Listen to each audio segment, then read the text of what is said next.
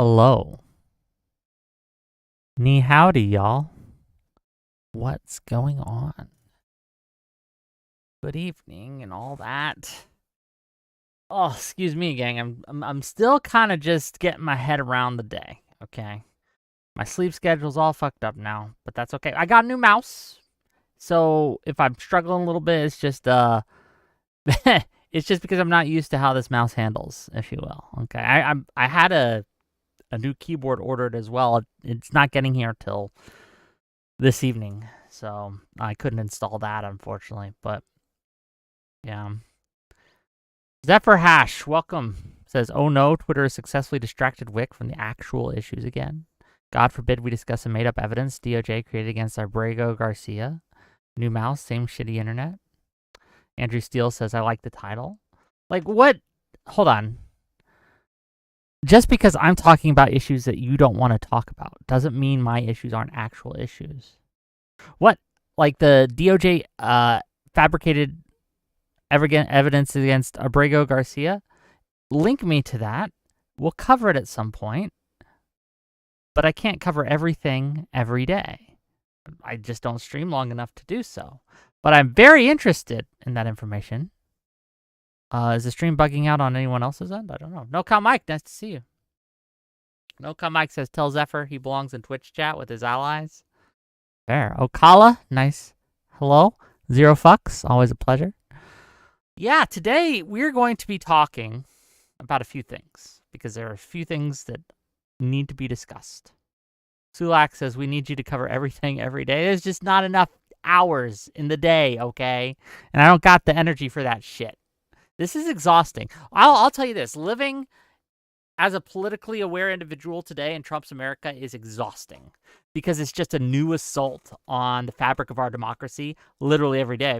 And I know that sounds like woke bullshit or hyperbole or, look, he's got that Trump derangement syndrome.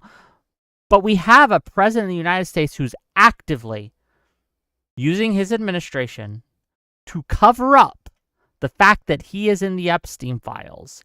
And the Department of Justice, his Department of Justice, told him in May he was in the Epstein files. And ever since, he's been trying to distract and cover up for that. That's not hyperbole. That's just facts. That is what is currently happening. And I find it exhausting. I also don't think those aren't actual issues. I think, Zephyr, that you're wrong. I think that's an actual issue we need to discuss. I think it's an actually important thing. It matters to me, and we need to talk about it. It won't be the only thing we talk about today. Absolutely not. There are other things worthy of discussion that I want to talk about because it goes along a similar thread. And the thread, the through line for today's discussion is the constant assault on liberalism from extremists. And yes, there are leftist extremists too. No Cow Mike says, Wick, you know who picks and chooses what to cover? Fence-sitting enlightened centrists. Why do people think, like, people call me a centrist, but you guys know I'm not a centrist. You guys know I don't call myself a centrist. I think that people, unfortunately, have decided or have kind of intuited, because everyone keeps calling me a centrist, that I am a centrist. I am not a centrist. I am a Democrat. Now, does that mean that I'll take the Democrat side in every issue? No. Sometimes the Democrats are wrong. Sometimes people to the left are wrong. And if you want to know my, I guess, basic foundational principle, it's this. If you are correct on an issue, regardless of what team you are on, I will say that you are correct on that issue. If you are incorrect on that issue, regardless of what team you are on, I will say you are incorrect in the issue. Now, I could be wrong about that. I could be mistaken. Fair. I'm not a perfect person, though I tend to get it right far more than I get it wrong. I think I have a very good track record of predictions. I think I have a very good track record of calling it. But I'll let you decide for yourself, right? The issue I'm having today, and for a long time now, for a while, is that I see more and more people on the right and people on the left teaming up to go after Democrats, to go after liberals. And it's wild to me. I don't know. I think it's a problem. It's a problem. Who else is here today? Sulak's response to Erudite telling Destiny to chill was wild. Yes, that was crazy, right? The vitriol she has received from simply saying, you probably shouldn't make jokes about dead children, is there has to be something more there. It can't just be that, can it? I don't know. But yeah, it's amazing. It's amazing the hate out there.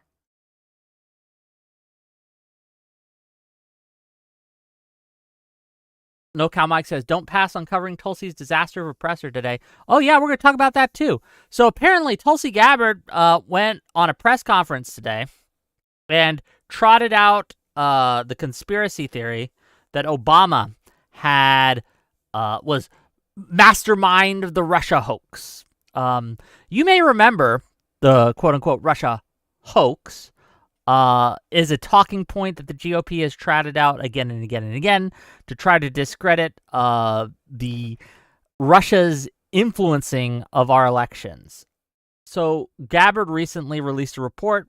It doesn't really have much new in it, but her claim is that Obama purposefully tried to frame it as Russia having changed the votes. But that was never what it was framed at. Not by anyone serious, right? Not by Obama, certainly. Not by anyone in his administration that I can remember. You may be able to find a clip that I can't remember. That was years ago, right? But basically the claim is that Obama basically made up these files, knew they were lies, pushed them anyway, etc. But here's the thing. We've investigated this before. This isn't the first investigation we've had on it. This isn't the first time we've talked about it. This isn't the first time we've looked into it. Marco Rubio was part of the Intelligence Committee that looked into it initially. Again, even back in March of this year, under Trump's current administration, headed by Gabbard, they have reported and repeated the quote-unquote hoax that Russia interferes and wants to interfere in our elections. It absolutely does. The shell game that's played is that they try to claim that people are saying that Russia changed votes, right? That they tampered with ballots and things like that. That was never the claim. The claim is, and it's just true, that Russia spreads a lot of misinformation. They use bot farms. They try to use a lot of divisive kind of narratives, and they use sock puppets to do so. They try to pay American influencers. Look at the Tenet media scandal, right? We have evidence after evidence after evidence that this is just true. The Obama administration reported on this. Again, this was agreed to by Trump's administration, not just the first one, but the current one back in March. But because, and I'm going to say this really clearly, because Trump is actively engaged in covering up the Epstein files, he's instructed his little team to bring out the greatest hits, right? To bring it all back up, to rant and rave and scream about Obama again. Because anything to get you to forget or be distracted from the fact that the Department of Justice told President Donald J. Trump that he was on the Epstein list, in the Epstein files, in May. And ever since then, he has been trying as like hell to cover it up. You can make your own conclusions as to why, right? But he has been doing everything in his power to make sure you never see the Epstein files, the Epstein list, whatever you want to call it, okay? So he is trying to distract you. He is trying to get you to think about anything else. Again, there was a bipartisan bill put forward to the House to release the Epstein files, to give us more information on the Epstein files. What happened? Mike Johnson refused to bring it to the floor for a vote. He's going to he blocked it from even getting a vote because Thomas Massie and Ro Khanna put together a bipartisan bill because they want to get these Epstein files out there. And again, no one could even vote on it because Mike Johnson was instructed to keep it from being voted on. Caleb, for $5, says, what do you think of some leftist influence on X calling for Jubilee to be demonetized because they platformed the guy who openly identified as Fash? That's wild. We're going to talk about that too. Don't worry. We'll get to the left here. Like, I know you guys, right? I know you guys. You guys are raring for it. Okay? We will get to that. I promise you. There's just a lot to cover today, okay? There's just a lot to cover. Mike Johnson can never be trusted. Oh, my Johnson? Oh, fair enough.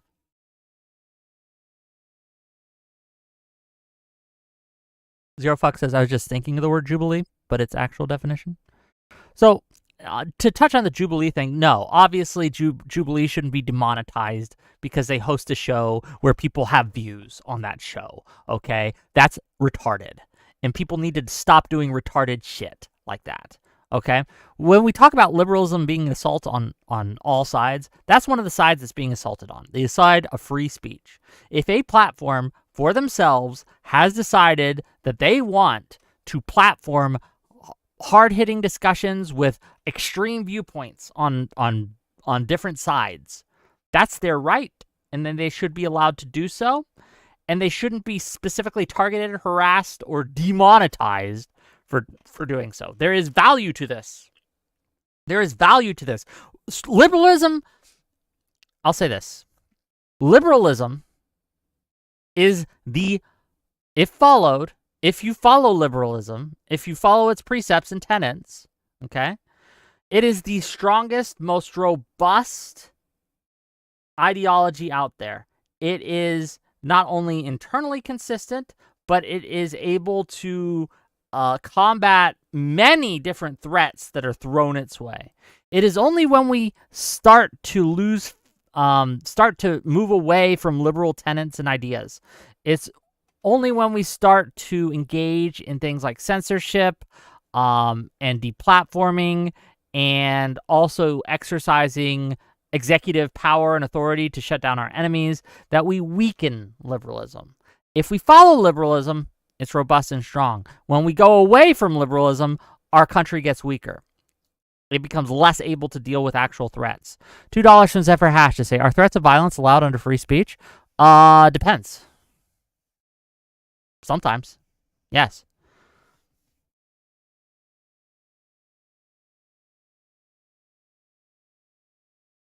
There's what we, so first of all, are we talking free speech or are we talking the First Amendment?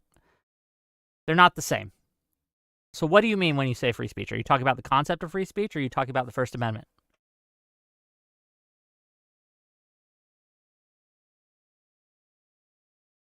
Chaotic One says, like apes, liberalism together strong. True. Very, very true. Tessie Johnson says, Wick, can you tell me every way Russia interfered with the U.S. election and then tell me why you have an issue with it while defending free speech? Yes. Again, simply saying I defend free speech does not mean I agree with or think all speech is good. Why would I? I would also advocate against certain types of speech. But that is different than asking it for to be censored or banned or using executive or oppressive authority in order to silence one's enemies. Again, this is a shell game people play. It's like, oh, you believe in free speech, so you agree with everything everyone says all the time, and you think they shouldn't be pushed back against it all? No, obviously not. KO Dave says, do you have a panel lined up today? Today, we're taking call-ins, gang. So if you, dear viewer, if you want to call in and talk to me, if you have an issue with what I'm saying, if you want to have a discussion, you can. You just have to join the Discord. You jump backstage. I'll pull you in, and we will talk and have a fun discussion. Zephyr Hash for $5 is saying and spreading, I will be on the good side, and you would be killed under my system, allowed under either free speech or First Amendment. It's allowed under both, actually. Yes, you can say that, and it's protected by the First Amendment.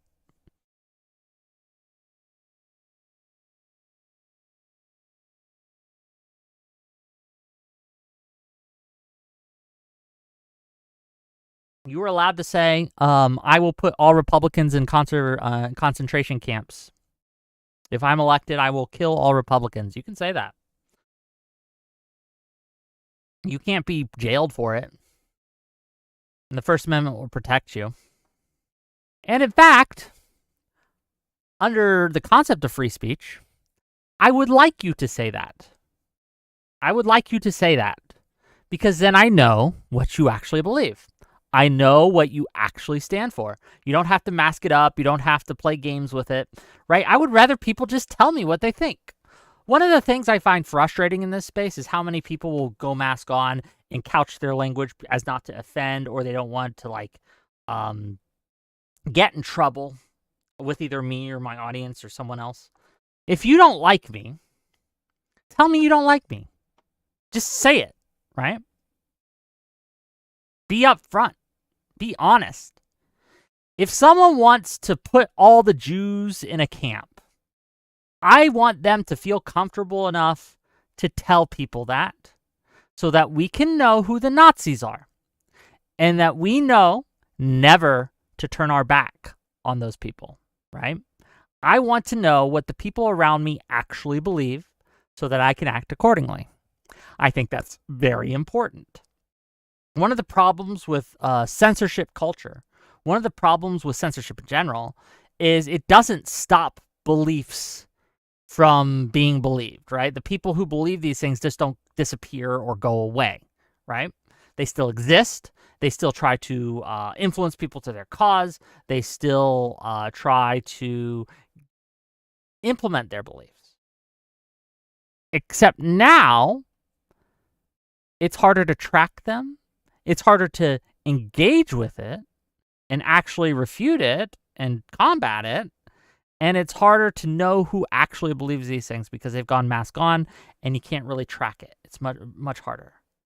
So I would much rather live in a world where people can say, hey, Wick, I want to come and kill you. I hate you and I want you dead. I want to live in a world where people feel comfortable saying that so I know who not to invite over for dinner, okay?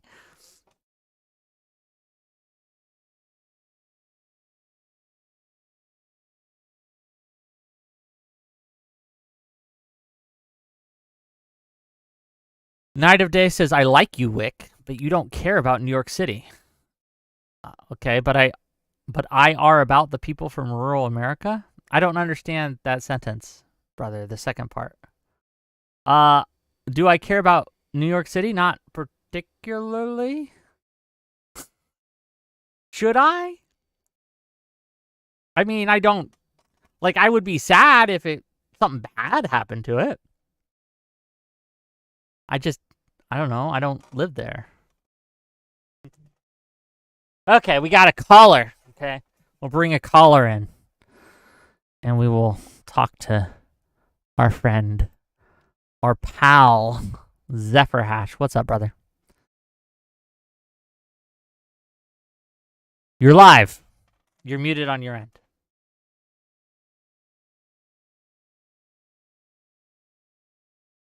Hello.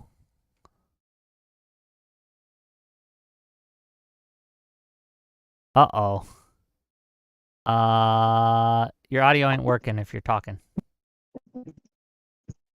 I can't hear you, brother. Wait, can you hear? Or it kind of go with what you got. I'm thinking I might be having on my side. Yeah, this might not work, but try. Okay. Okay. I don't have enough money to send you a super chat and do a super chat debate, so I'm just gonna come here and ask, what are the limits of free speech with specific regards to violence? With specific regards to violence, if we're talking, are we talking my opinion on free speech culture, or are we talking legally on the First Amendment? I guess you can give both. Okay, legally on the First Amendment, we have what's called the. Sure, I'll just do the legal one first because it's easier, and I'm familiar with it. We have a variety of tests on whether something constitutes speech that is unprotected by the First Amendment in regards to violent threats. It's called the Brandenburg test, is one of those tests, probably the most famous test. And we also have the Watts test. And I'll explain what those are just briefly. So the Brandenburg test basically is the threat imminent and is it likely? So basically what that means is if I said, Zephyr, I'm going to kill you, okay? I have no time frame on this. There's no, like, it's not, what do I mean by that, right? It's allowed. I couldn't be arrested for that. I couldn't be arrested for saying that because it's not imminent and it's not likely, okay? Right. However, if I said, hey, Zephyr, tomorrow I'm coming over to your house, okay? I'm going to bring my shotgun and I'm going to blow your head off. That's targeted, imminent, and specific. That's not protected. You see? Right? They also have the Watts test. Okay? The reason I could say that, right, even in as an example, is because the Watts test asks what context is the statement being said in? Is it said at a political rally? Is it said in a comedy club? Is it said in a venue where the listeners and the audience would understand it's not an actual violent threat? Like my audience, unless they're autistic, understands what I just told you wasn't an actual threat. And that's called the Watts test. That means I can't be targeted for that. Things like that. So, yes, it's a very high standard. There's a lot of speech that you think would be... you're roboting, buddy.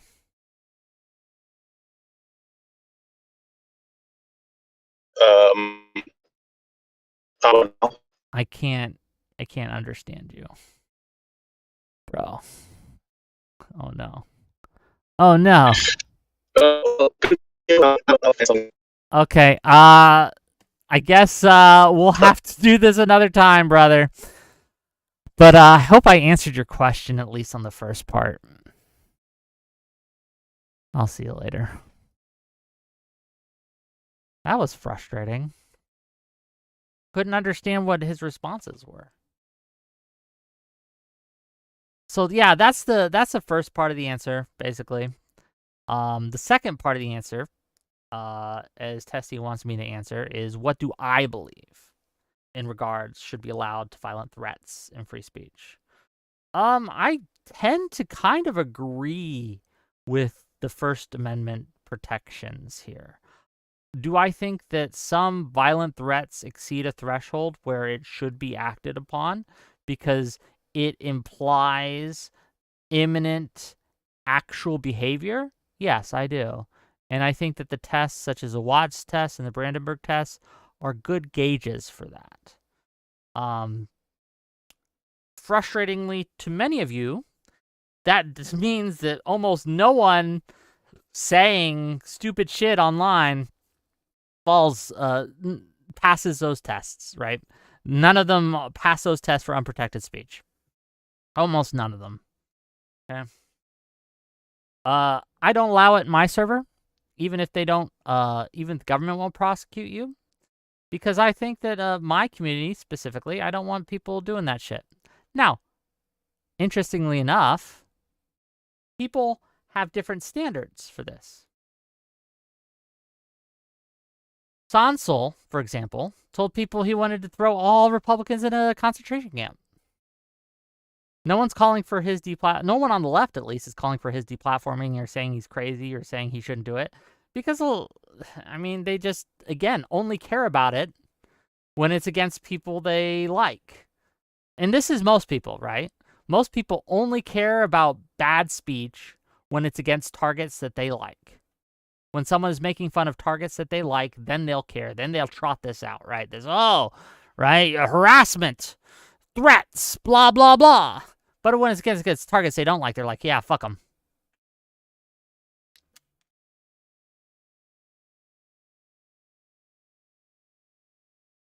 Everyone wants free speech for themselves and none for their enemies. That's just it. That's the simple, basic, honest truth. Okay? Everyone wants free speech for me, but not for thee.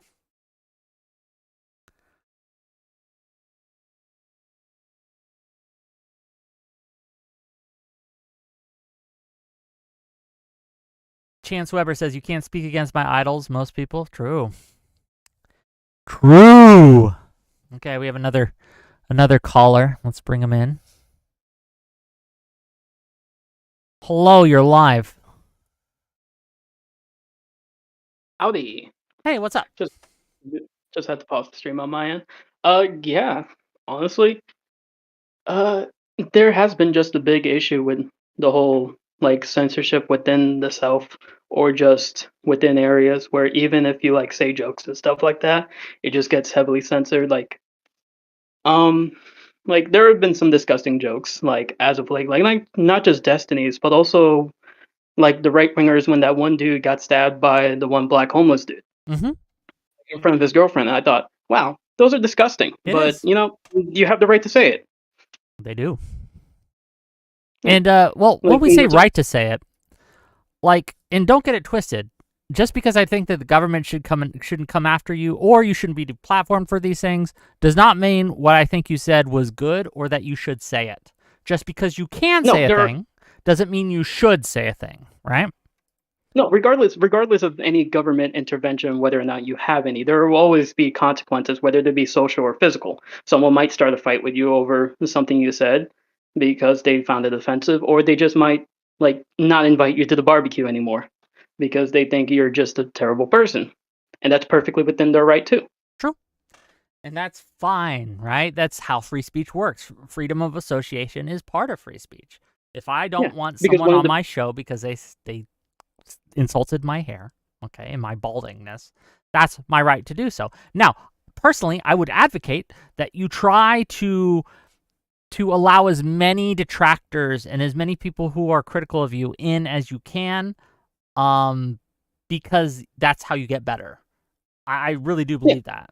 I really do believe that the people who are critical of me and my beliefs help strengthen my beliefs, because either a few cases are true. Either my beliefs are wrong, in which case you should criticize them and change my mind, right? Or my beliefs are correct, in which case it is useful to figure out ways to and to demonstrate why they are correct against opposition, right? Or the third possibility, and this is most likely the case in most situations, is that I'm somewhat correct, but I'm somewhat wrong, and engaging allows me to become more correct and less wrong. Anyway, yeah.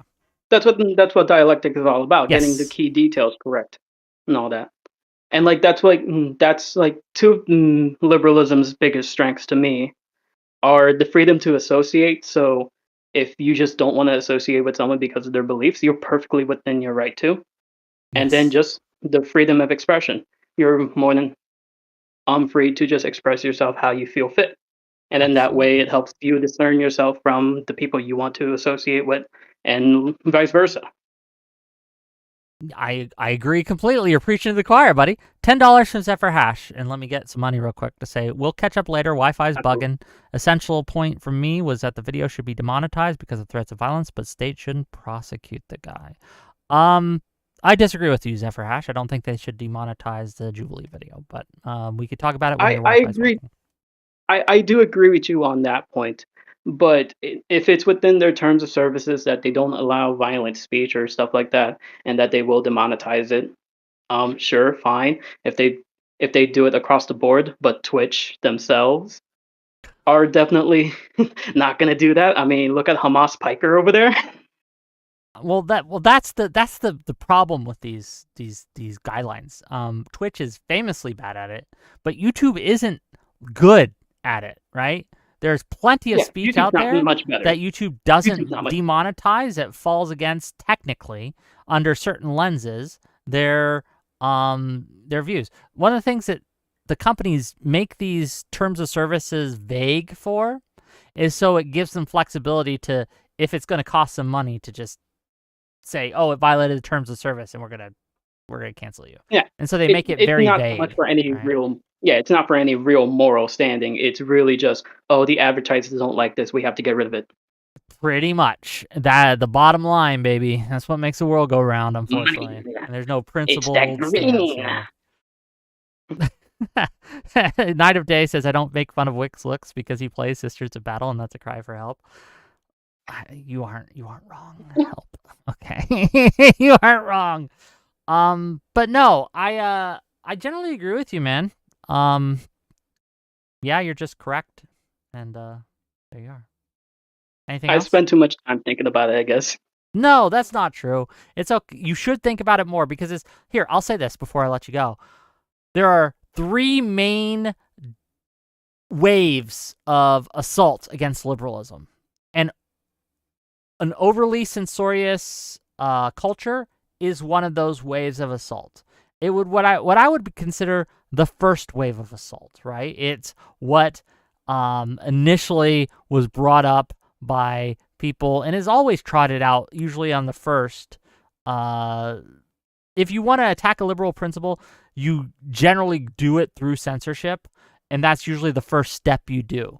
And they'll do it under either we're going to protect kids, or we are cracking down on terrorism, or we are trying to, they'll say they're protecting something, but what they really want to do is just control your speech.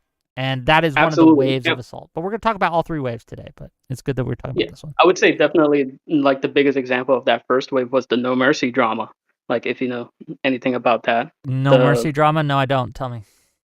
So No Mercy was a video game that had heavy themes of sexual, well, not super heavy themes of sexual abuse, but it had it there. It was all about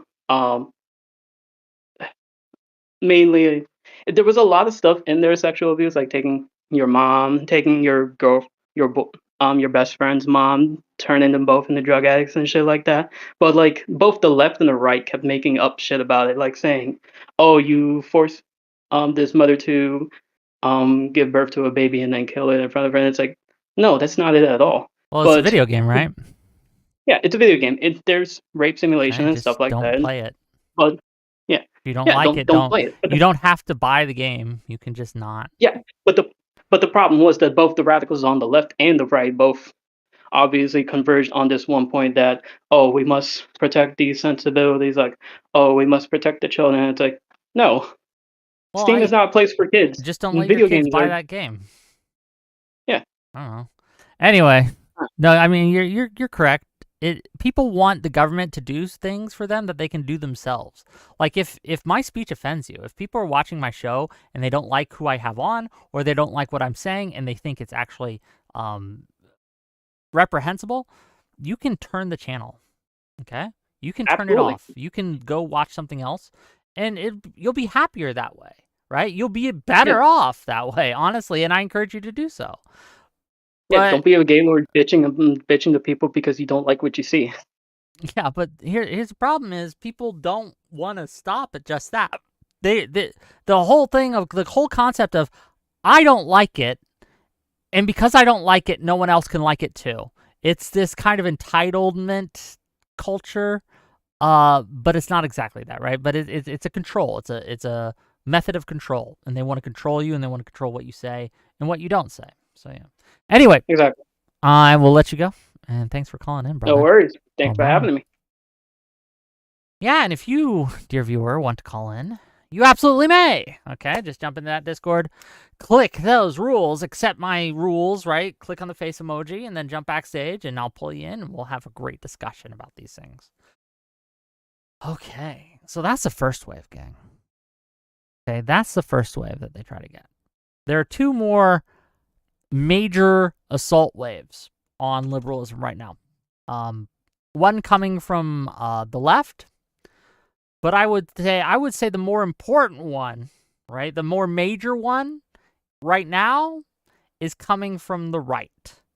And I'm going to talk about both of those today, okay? So first of all, censorship is being done by all sides, okay? That's not a left thing. That's not a right thing. That's just a thing. Both sides engage in this. Whatever side happens to have power is the ones that's going to use censorship. And here's the thing: you cannot be censored if you're more powerful than the person, right? Censorship is only effective against someone who has less power than you.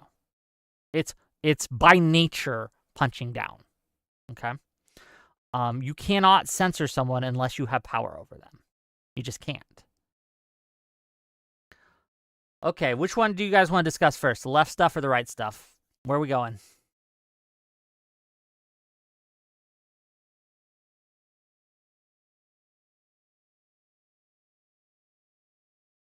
What are you guys talking about in YouTube chat? Hold on.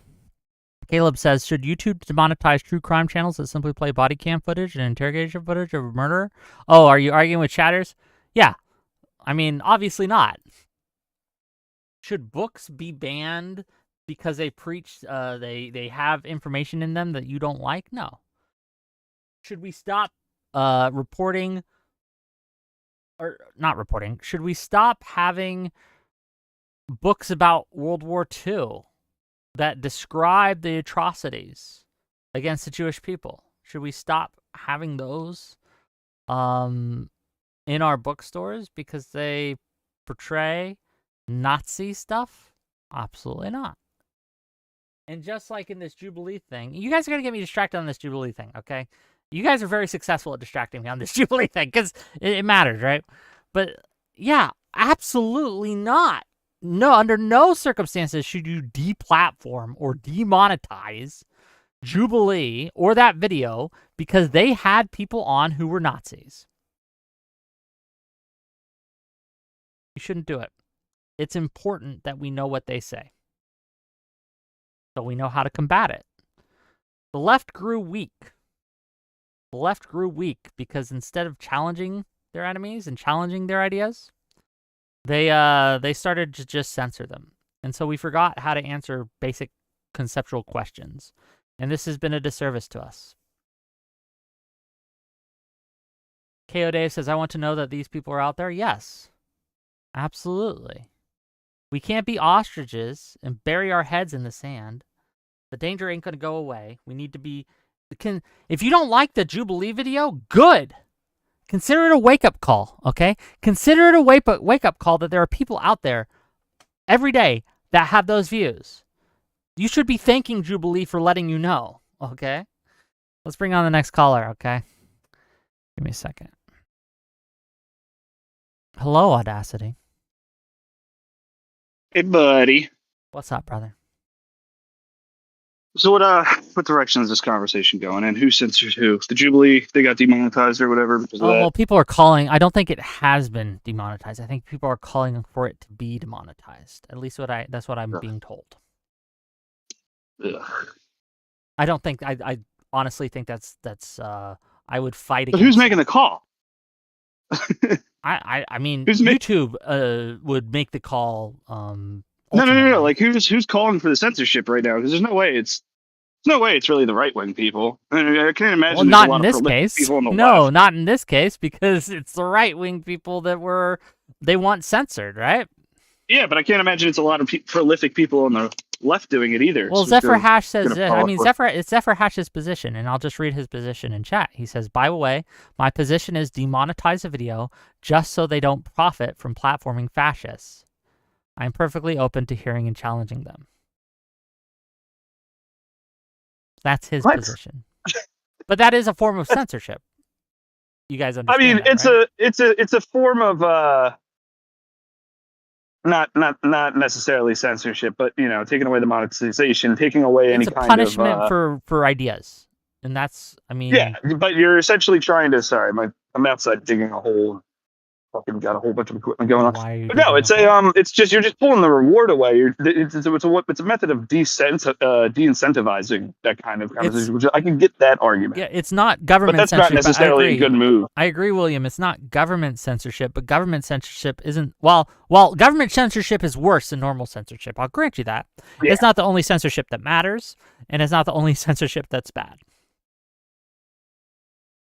Yeah, government censorship comes with a lot of more negative connotations. Something's gone terribly wrong.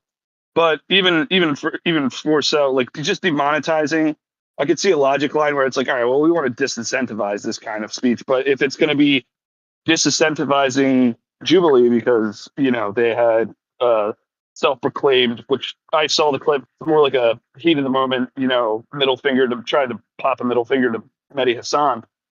I mean, the guy was a fascist, though. Yeah, sure, but did you check his Twitter out? Dude's a fascist. No, actually, he's not kidding.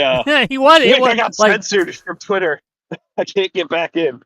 Did you? What did you say? How did you get censored? I don't know. Probably making a joke about the Epstein files or something. Probably. I have no clue. Trump's but either trying way, to get rid of all mention of that. But go on. Yeah, right. Well, that's a form of censorship that really needs to be talked about, because that's ridiculous. You had the investigation, you did the hype work, you did all this stuff. We're going to release it, and then it comes around and it's like, no, we're not going to do it. And then you have all this boondoggling in the House with a bipartisan coalition working on trying to get this stuff released.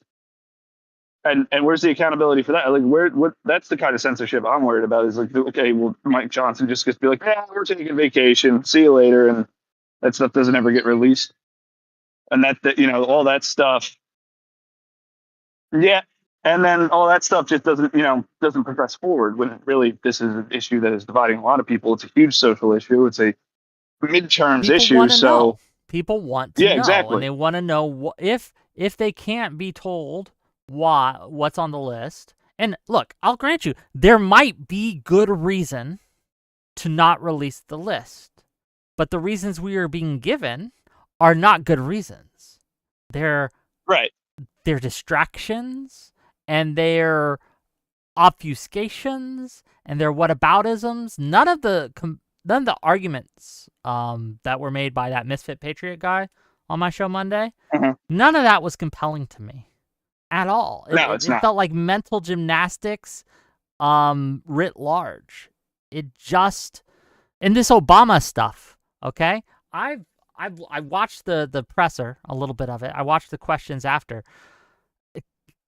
It's not compelling to me. It feels like a huge distraction. A huge distraction. Yeah. Yeah, and in a lot of ways it is, for all we know, Tulsi probably had some kind of report that she had built, and then this is the exact moment where they're like, okay, release it. Like, start talking about that, because we're not going to talk about this. But this is feeding the conspiracy pool when this kind of action comes out at this tempo, at this frame rate, and everything. And everybody's like, well, now I don't care about the Obama thing because it's a distraction from Epstein. And then people are like, I don't care about the Epstein thing because it's a distraction from the Obama thing. And it's not helping anybody. Nope. And this dumbass kid, you made the point earlier, it's good that this kid's on this show, and it's good it's not censored, because you need to know that these people exist. You need to know what they think. It's exactly right. That there's the point that needs to be made over and over and over again. You never want people to be deplatformed, right? Maybe you don't want Jubilee getting on some kind of like incentivization scheme for continuously platforming these people so that kind of rhetoric doesn't get popular. Sure, I can see the logic line in that. Don't see the logic line from kicking anybody off of a platform, giving them their chance on the soapbox, and if they say disgusting stuff and get booed off stage, well, they're not being censored, they're just getting booed off stage. That's a real issue I think people have, is they're kind of conflating getting booed off stage with censorship. It's like, the person who owns the stage isn't kicking you off. A lot of people are just looking at what you said, wow, you're a real piece of shit, and asking you to leave. I am curious what you think of the fact that reportedly the fascist guy, right? The guy that said, yeah, I'm a fascist. I guess reportedly he was fired from his job. Yeah. First blush, I don't like that, right? But I've thought about it. Not. Okay. This dude went on, no one forced him to, okay? He went on a show that he knew was going to be viewed by millions of people, okay? He made the statements he did. He wasn't coerced to do that, right? No one was forcing him. There was no gotcha questions on this, right? This was something he did himself. And then after it happens, he seems giddy almost that he was fired. It feels like he wanted this to happen, right? So again, I don't think people should be fired for their political views. However, I just don't feel sorry for the guy because this seems to have been what he wanted to happen. He's making bank on it, like from his Give, Send, Go, and he's going to make the fucking podcast tour and get tons of clout in certain circles, right? This just seems like a planned thing on his side. Yeah, you can say he's making bank. It's like, congratulations. Well, the last number I heard was $24,000, right? You can buy a certified pre-owned Camry. Congratulations. And make the minimum payments. But, it's you engage in these types of spaces, even with me when I actually have my camera on and everything, when I get into your show and everything, I have to remember I'm an adult and I don't want to. It's at 44,000 right now. That gives him go. Great. It's still going up. I mean, he's going to, I would be surprised if he makes less than 100,000. Oh, congratulations. He's moved up to a Tacoma. But but you get on these things, and this is a young man's folly, right? The kid's 24 years old, or I say kid, but he's a grown-ass man, right? 24 years old, though, and thinks that he just should be allowed to say whatever he wants with no care in the world. Maybe he doesn't. Maybe he doesn't have a girlfriend. Maybe he doesn't have a wife, kids, house. He doesn't have to worry about those things. But when I engage in these spaces and I have to get on your show, I have to do so with remembering that this isn't my job. I'm not a political pundit. I just enjoy engaging with you, people in your community and everything. And, it's nice to be able to get on somewhere and espouse an opinion. Yeah. Now, I'm not saying that I'm hiding a power level or anything, but I try to do the best I can to translate what I think, what I feel in a way that's appropriate for consumption so that it's not going to bite me in the ass, because I can get on here and be belligerent. And most of me think that that's bad that you have to do that. I don't think that, again, you simply having a right-wing viewpoint, and let's be clear, his viewpoint wasn't just right-wing. It was far worse than that. Or far more than that if you don't want to use the worse, better dichotomy here, right? It's like, would I be mad if someone went on one of these shows and said, yeah, I'm a pedophile, and then their company fired them for that? I don't know if I would. Right? I'd be like, you came on the show and you said that you're a pedophile by yourself. What did you think was going to happen?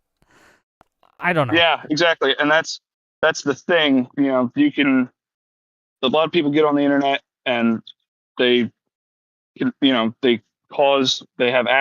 take actions completely disregarding that, they could have their moment on the internet sooner or later. If you're not a Destiny, if you're not a Steven Crowder, if you're not a Tim Pool, if you're not a big person that makes a living off of this kind of stuff, when you go back to reality, there's going to be a list of possible consequences you can walk into. Now, is that bad? Yeah, but it's also expected because that's just how polite society works. Not all consequences are bad. I'll be real. People should be shunned for being fascists or pedophiles or these things. Now, again, extremity, right? Because when we get to these things, it's not just shunning that people are advocating for, right?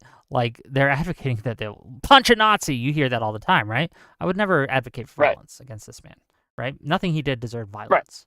Right. But there are people who will absolutely cheer on violence against him, if not engage in it. And I think that's just wrong.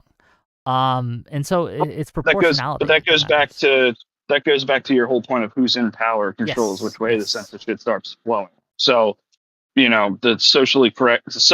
not even socially correct, but the socially acceptable opinion of the time ebbs and flows and changes as everybody's political affiliation and opinions change with it. So you can have a moment where you're able to say such things and get away with it. And then you have moments where it's just not going to be acceptable. And then, of course, over all of that is just all of time where it's never acceptable to engage in those things. Yeah, $5 for hash, just real quick. Says, bro wants to cry because he got fired for his political beliefs, but openly claimed he would kill people for their political beliefs. Again, this is one of those things where, like, I don't have... Look, I'm a free speech advocate. I am. I don't think he should be, I don't think you should be fired for expressing your political ideals, even if they're dog shit, but I don't have sympathy for him either. Like, what did you think would happen? What did you expect, Well, like, brother? imagine you're an employee with a diverse workplace, and you have people. You're a manager. For some reason, you have left wing and right wing people, and how far, assumedly, the extent of their political beliefs go. Then you turn on your favorite TV show, Jubilee, after a hard day of managing people, and you see this kid that works in your mailroom say that he would kill people for their political beliefs. You have to be like, I gotta get this asshole out of here. Like that. Like that's a risk that is he going to follow up on it? Has he ever displayed a pattern of behavior at the workplace that shows that he's got that kind of tendency? I imagine if he did, you would have gotten rid of him a lot sooner. But if you see somebody openly admitting this to the World Wide Web, because I don't know, he's so, a conversation with Mehdi Hassan could set him off so hard that he would be doing that. Then, yeah, I think that he wanted this to happen. I really do believe he wanted it. Like, this is he could have just been chasing a Rittenhouse moment. Who knows? That's exactly what he wants. He wants to be seen as there is clout. There is clout to be seen as being canceled, and it just feels going to release a coffee brand soon. Yeah. But anyway, I've got a little bit of line. So, any last words before we let you go? No. Keep doing you. Keep up the good work, man. Okay. I'm happy that that one show, the Destiny show went so well. A lot of people made a lot of good points. You did a good job moderating, and we community's best community on the internet. So take care. See you later, buddy. Always a pleasure. Always a pleasure. The reverse clout changing is cringe. True. And this is the thing. Like, again, as a general rule, as a general principle, I don't want people to be fired for expressing their political views, especially not in a political setting like Jubilee. But come on, man. Come on. I just don't believe he's sad about it, and I think he knew what he was doing.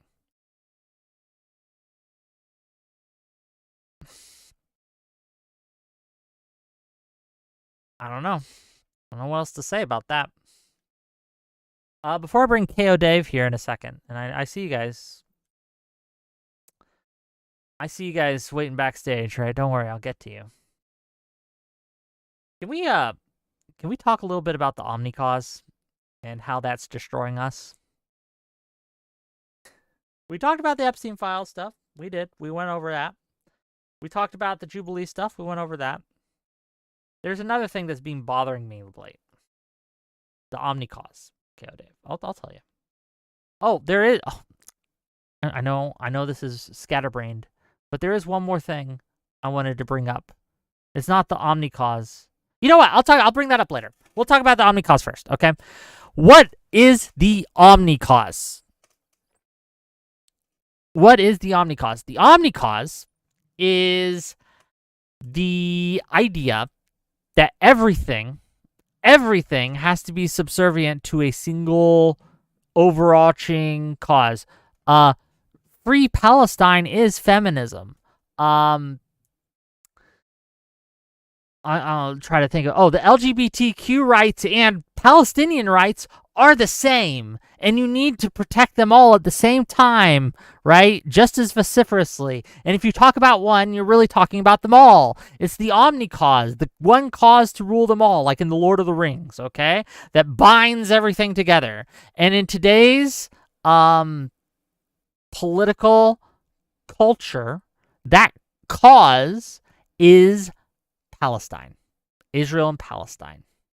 No discussion can be had with OMNICAUSers without Palestine being brought up.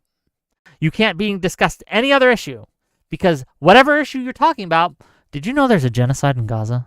Okay, you could be talking about cars, okay, and electrical vehicles, and they'd be like, did you know that electrical vehicles are being used by Israel right now, who's genociding Gaza?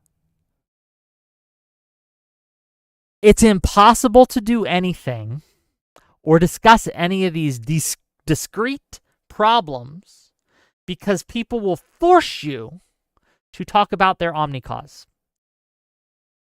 And if you say even something, if you can agree with them 99%, okay? 99% of the way. Look what happened to ContraPoints, okay? 99% of the way. agreed that there was a genocide, agreed that Israel's government was crazy, agreed that Ben-Gvir, Netanyahu were war criminals and should be charged. All these things. But disagree like 1%, you're a Zionist and you need to be destroyed. And they call you a Zionist with the hard fucking R, too. Like, Acriel says Wick is choosing his side in the Great Hutching. What do you mean choosing my side? I've always been on Hutch's side on this. Always. Hutch is just correct. Okay? And these omnicausers coming at his little ankles are crazy and harmful. Okay? First of all, they're not doing anything to free Palestine. Palestine is no more free today when they started than it was when they started, right? It's no more free now than it was when they started. In fact, a lot of people are turned off, okay, to free Palestiners. I'm talking about the advocates, right? Specifically, the Western advocates, okay? It's a way to bully, and it's a way to make money, okay? It really is. And the insistence that everyone's got to have a take on this, also harmful. Some people just don't they don't know about the issue, right? They don't know enough about the issue to feel comfortable making a statement. Let them say, I don't know. It's okay for them to say, I don't know. It's okay for them not to have a strong opinion on this. Okay? Jesus Christ. It's bothering me. Let me bring up a tweet I saw earlier today. Okay? I invited this gentleman to come talk to me. I don't know if he will. But, let's go over it. It's by Ryan Beard. Do you guys know who Ryan Beard is? I think you do. Here, let me make it a little bigger so you can actually read it. So he made a tweet earlier, okay? I think it was yesterday, maybe earlier today, and he made this tweet. He said, when I tweet that anti-Semitism is a real issue that should be taken seriously, people immediately jump to assume I'm saying that it currently is a bigger issue than the genocide in Gaza. I don't think this is the case. Anti-Semitism does not currently have the same institutional support that Zionism has.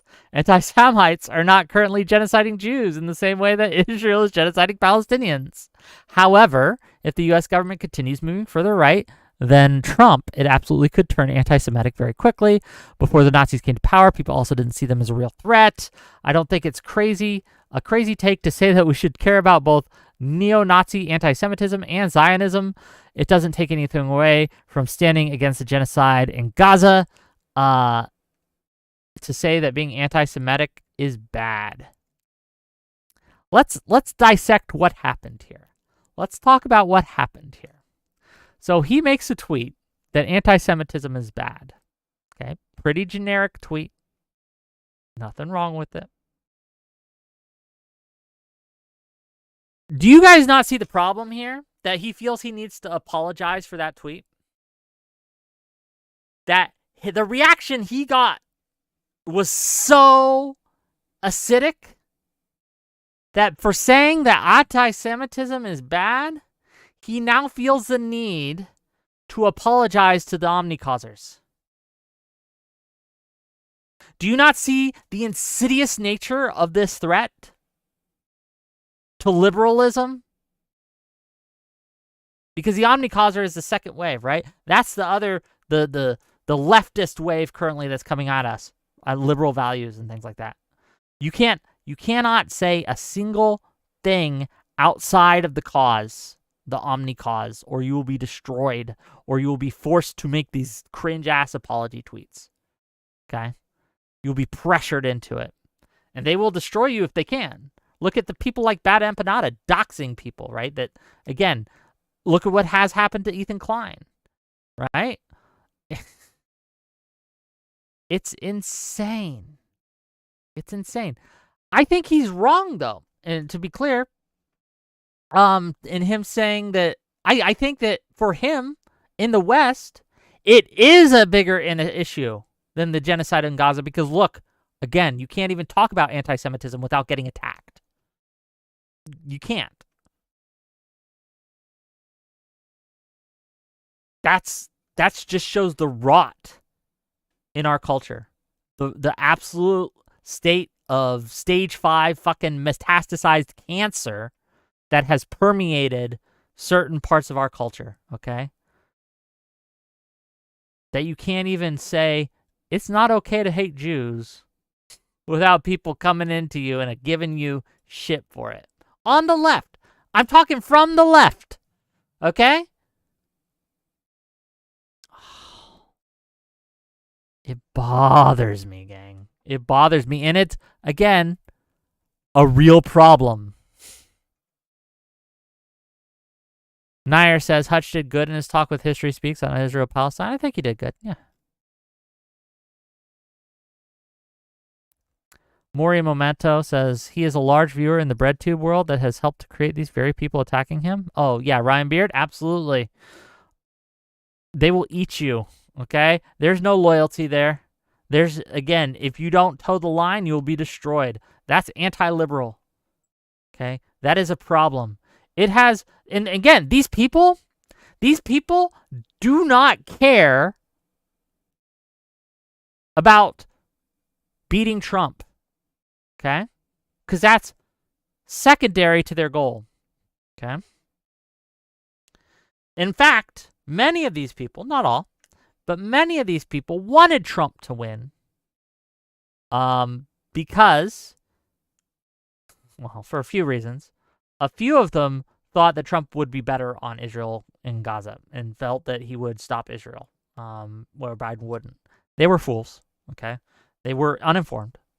But there's also a group or a class that wanted Trump to win because they knew that if Trump won, that it would tempt a lot of Democrats into rearming them, into giving them more influence and power to combat Trump. And they're accelerationists. They want to burn it down, okay? They want the system to be destroyed and to fall. Because if America falls, then Israel doesn't have the support of America anymore, okay? And then they can finally kill all those fucking Jews. And that's it, right? They're omnicausers. Anti-Zionism is, in many cases, a mask for anti-Semitism. It just is. And you can see the evidence every fucking day. Every fucking day. And people will gaslight the hell out of you saying, well, no, you should separate them. And you should. But the fact is that many, not all, many use it as a mask, and some of them don't even know what they're doing. Okay? They don't even know that they're spreading anti-Semitic propaganda through their anti-Zionism. Jake and Bake says, I'm just a genocide apologist, Wick. When have I ever apologized for any fucking genocide in any of my statements today? When have I ever done that?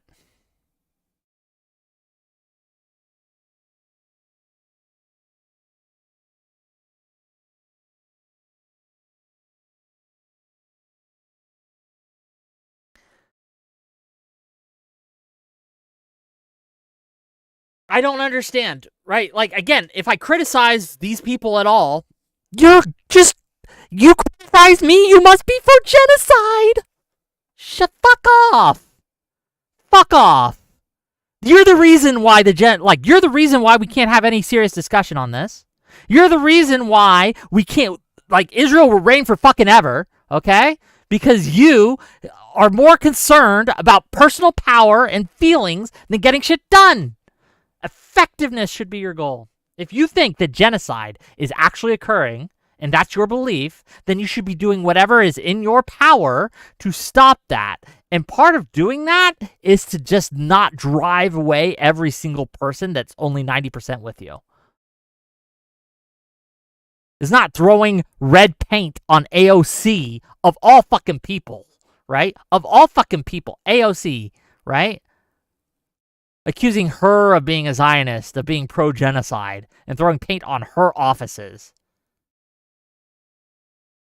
You're not serious. This isn't serious for you, if that's what you're doing.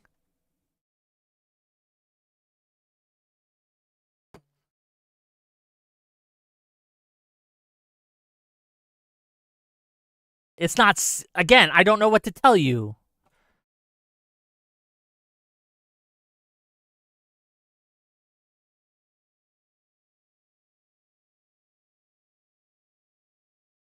I hate it.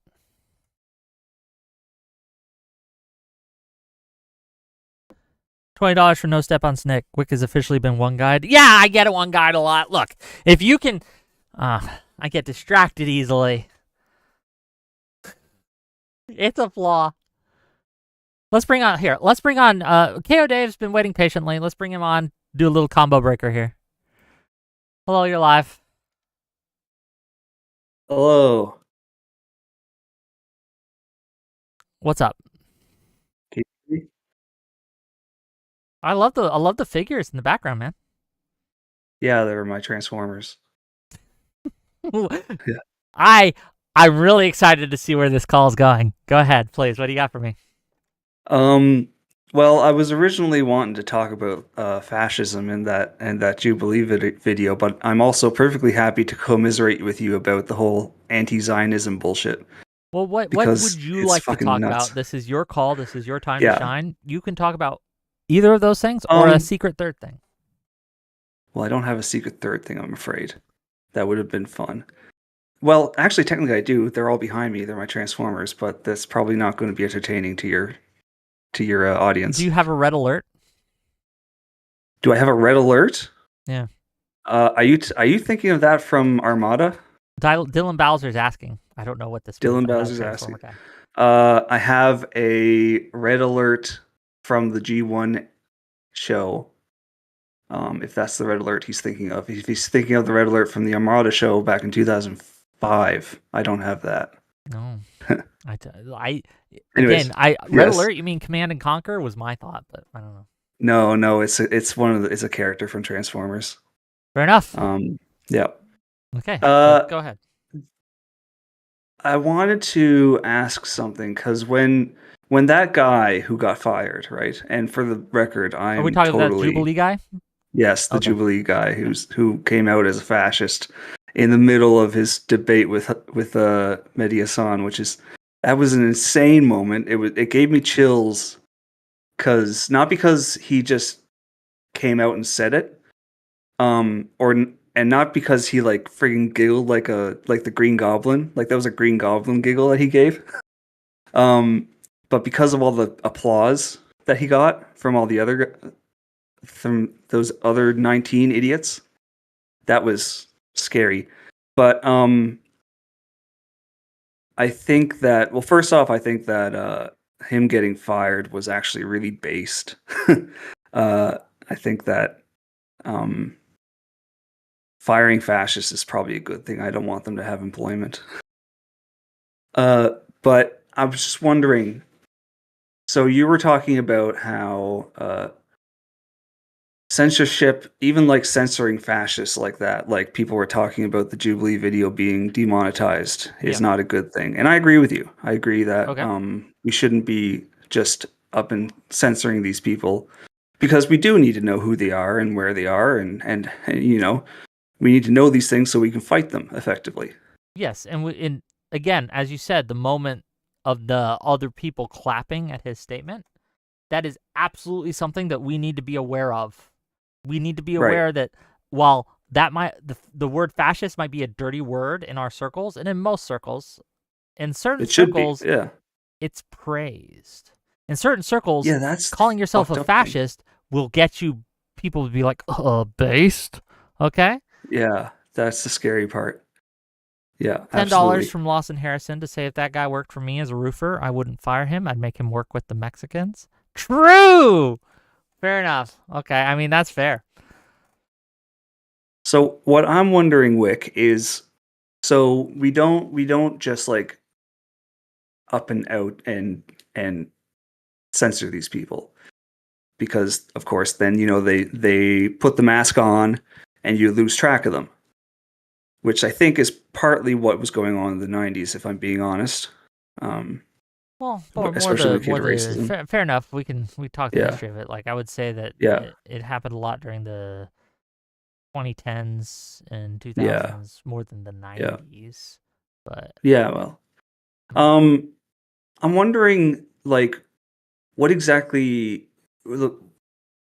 the point at which we do start doing things like that, or even more extreme things? Like, what's the point at which, you know, the fascists aren't just mask off, but they're, you know, present and and threatening enough to start doing things other than just debating about them, you know? Like what? Give me an example.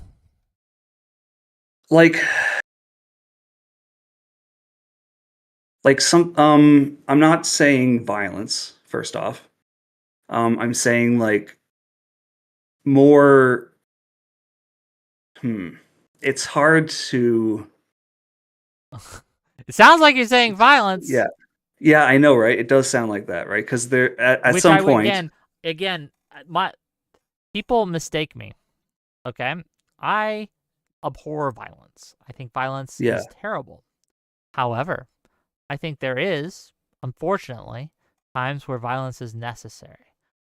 I don't think we are anywhere close to that point in America. I want to make that very, no, very yeah, clear. We are not I anywhere agree. close to that point in the United States of America. However, if we had Nazis marching through the streets, killing people, breaking things, and I'm not talking just like one rally in one city. I'm talking about everywhere. If like we had 40% of America and they were drawing guns on the black people and just blood in the streets, then yeah, defend yourself. Yeah, take up arms. Yeah, Do what you need to do. Again, not even close to that point. Just want to be clear. yeah, absolutely, I agree.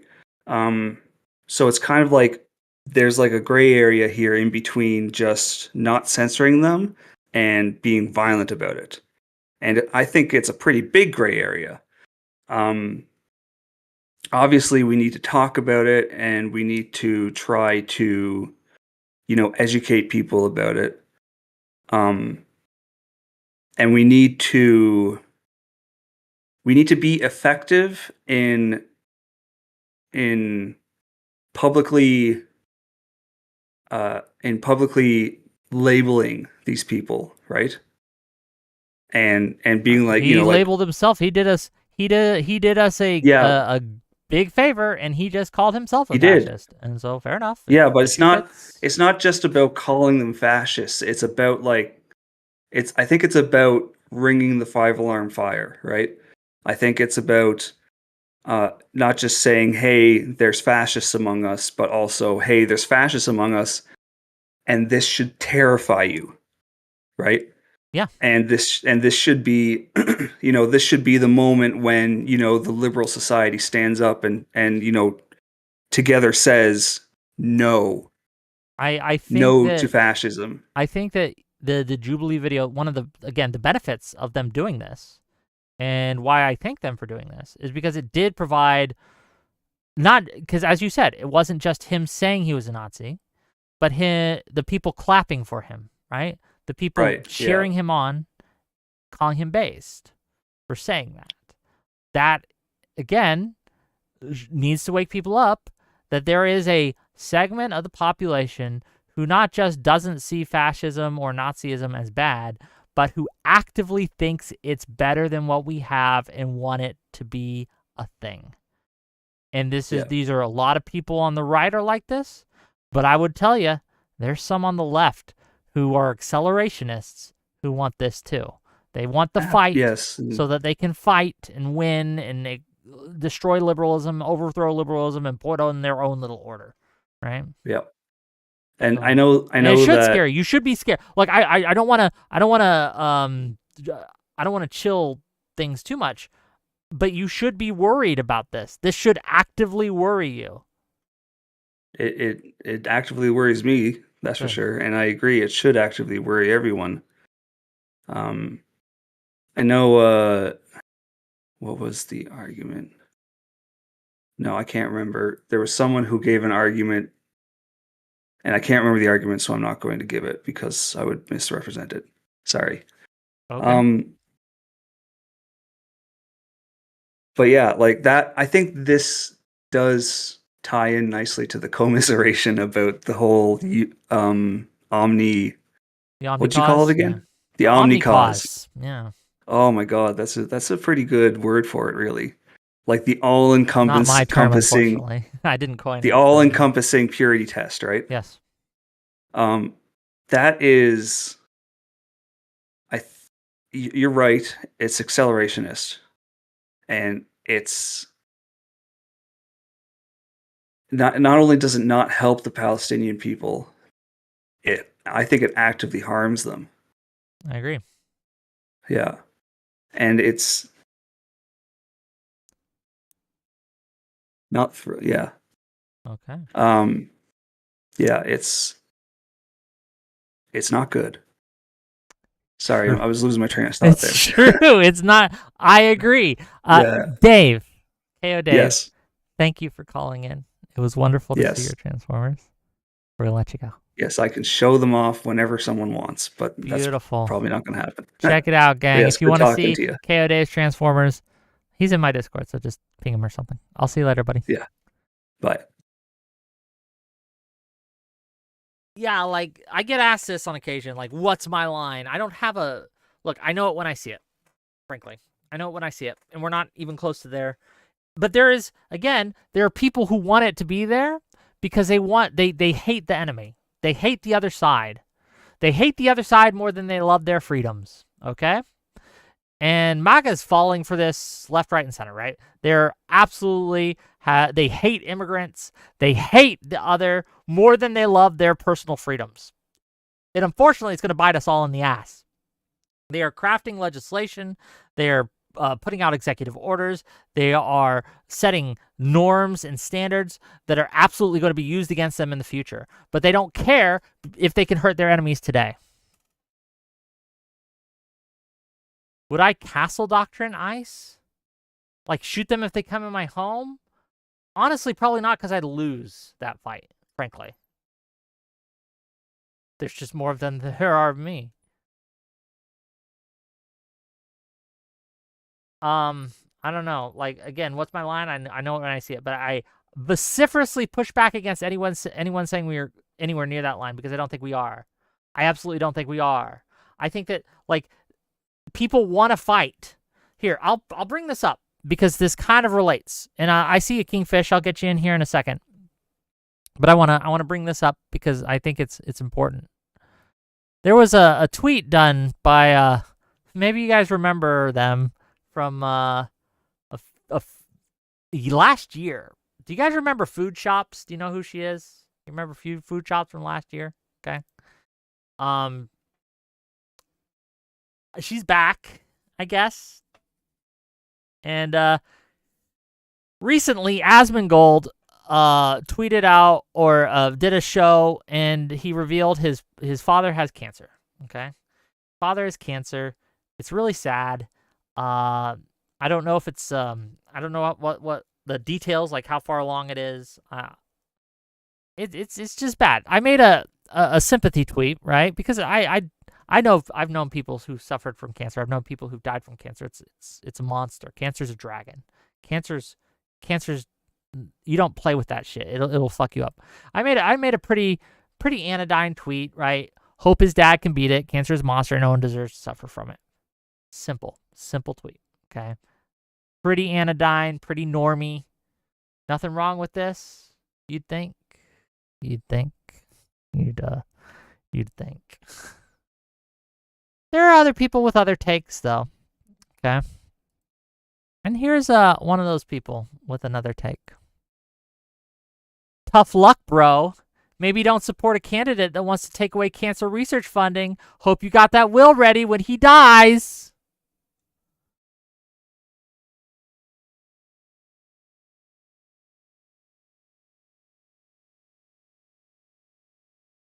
Got a couple things to say.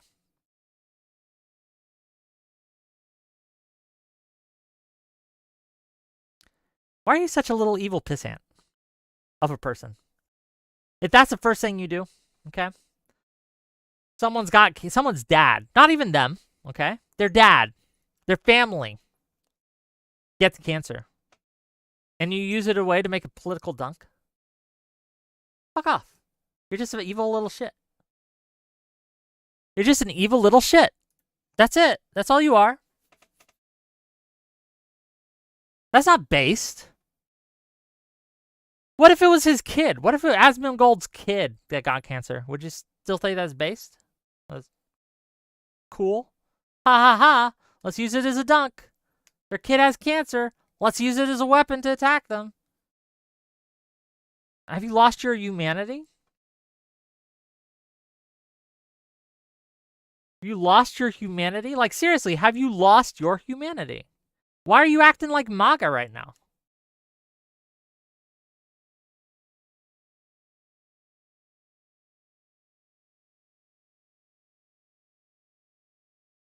Why are you acting like MAGA?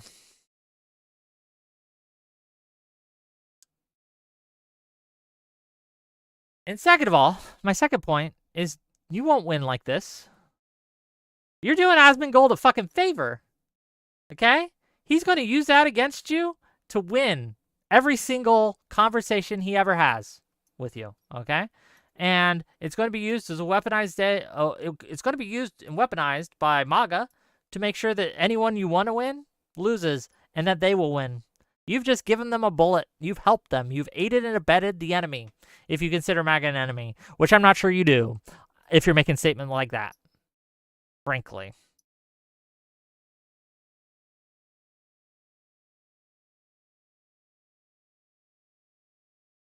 So again, to reiterate, not only is it kind of a shitty thing to say, it makes you're a shitty person, right? You just are shit. You're a shit person. I don't know how else to say it, okay? And second of all, you're counter-effective to what causes you want to advocate for. But here's the thing, and this is my suspicion with people like that. They don't actually care about winning elections. That's not what they're here for. They're here for clout and money. They're here for clout and money. They don't care if we win. They don't care if MAGA gets beaten. In fact, a lot of them would rather MAGA continue because then they could continue to make money off of dunking on MAGA.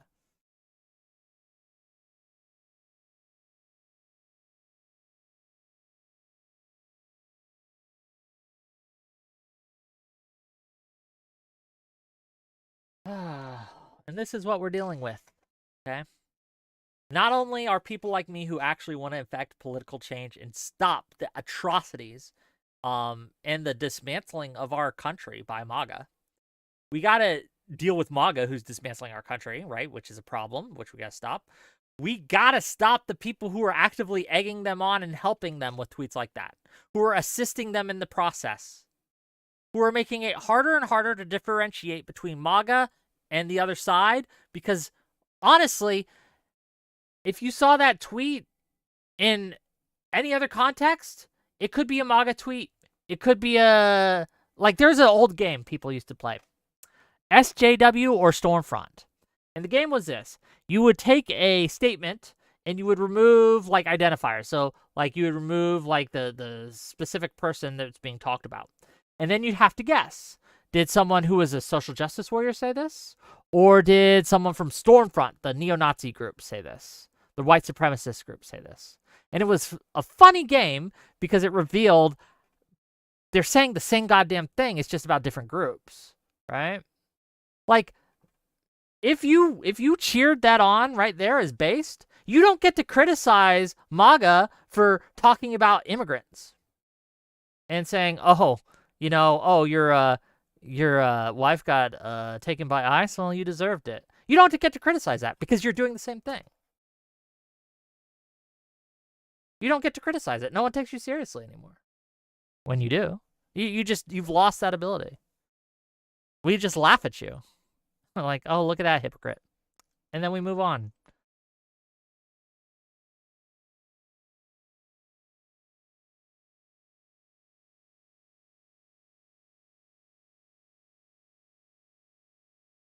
Zero Fuck says, LOL, like when I did the Pisco or Austrian Painter game, or the Hamas or Hassan game, right? There was one of those, I think, that Dan Can't Tweet did. There's a few, right? There's a few games like this. And it reveals the reason MAGA is bad, and I don't like them, is because of their behavior, okay? They behave in ways that are wrong, and they also have goals I think are wrong. If you are behaving like MAGA, you are also wrong, even if your goals are different. I don't care. frankly. Stop behaving like them.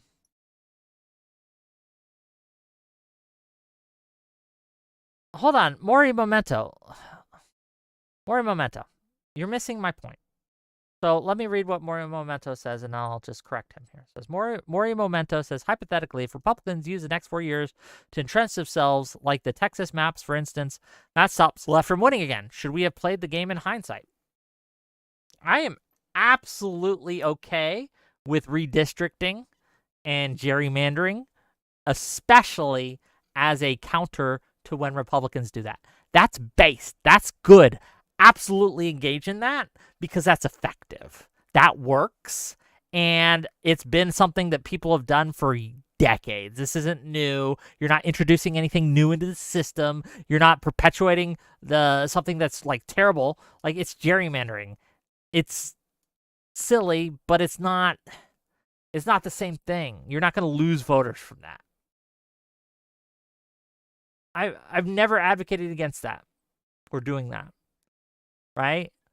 My advocacy isn't for that. I'm not saying don't do anything or don't be mean. I'm not even saying don't be mean. I'm saying don't be mean to fucking people with cancer and dead kids. If you want to insult Trump or Ted Cruz or fucking Marjorie Taylor Greene or Mike Johnson, or if you want to be mean to Nick Fuentes, if you want to be mean to Hassan, if you want to be mean to people like food shops, you have my blessing. Go for it, okay? But that's not what you guys are doing. You understand that, right? That's not what you're doing. You're like, oh, your kid died? Ha ha ha ha ha ha ha ha ha! And you just look like an evil little shit.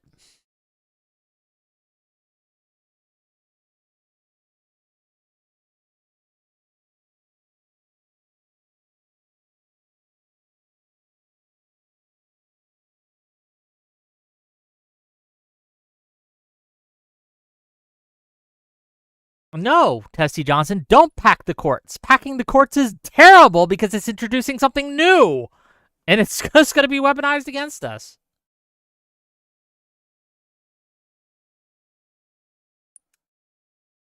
Oh, Maury Manto says it was a completely separate question. I don't support the cancer shit. Just posed it at the wrong time. Fair enough. My bad. Didn't mean to come at you. Packing the courts is absolutely new, especially in the modern consensus of things in America. When's the last time you would say that the courts have been packed? FDR, maybe he threatened to.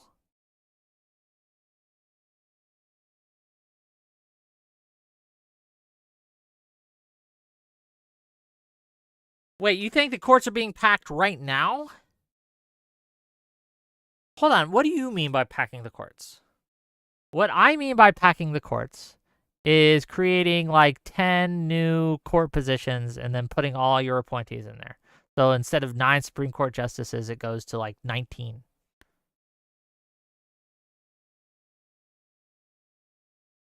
That's what I'm referring to. That's what packing the courts means, Physicist Zero. When you pack, okay, what people are referring to when they say and they advocate for, no, that's not what it means. What they're saying is that they want to create a bunch of new court positions and pack them with their own appointees. So it's not just putting a Republican instead of a Democrat or a Democrat instead of a Republican when one dies or retires. That's not packing the courts. That's just normal. That's just normal procedure. That's stacking the courts, which is, I mean, that's just normal. And yes, Democrats should stack the courts. Packing is different. Packing is different. And the reason why we don't want to pack the courts is if we normalize being able to just generate new, what are they called? Fucking Supreme Court positions. What's going to happen when Republicans gain power again? What do you think the first thing that they're going to do is? Anyone? Bueller? They're just going to create more and pack them more. It just delegitimizes the whole process, and it becomes a race to the bottom. Easy says, should the Supreme Court accurately represent the American people? They're not here to represent the American people. They're here to represent the Constitution, and interpret the Constitution, and make rulings on the legality of different things. I don't think representation matters when it comes to the Supreme Court. And in fact, if the will of the people, quote unquote, runs against the Constitution, then they should uphold the Constitution. I would advocate that the Supreme Court side with the Constitution over the will of the people. Now, if the will of the people is good enough or strong enough, then we have ways to change the Constitution. You guys know that, right? We could have a constitutional Congress and make amendments. There's been a few of those, okay? We've had several amendments. It's hard to do. It's difficult because you need a supermajority, basically. But it's been done before, and it can be done again.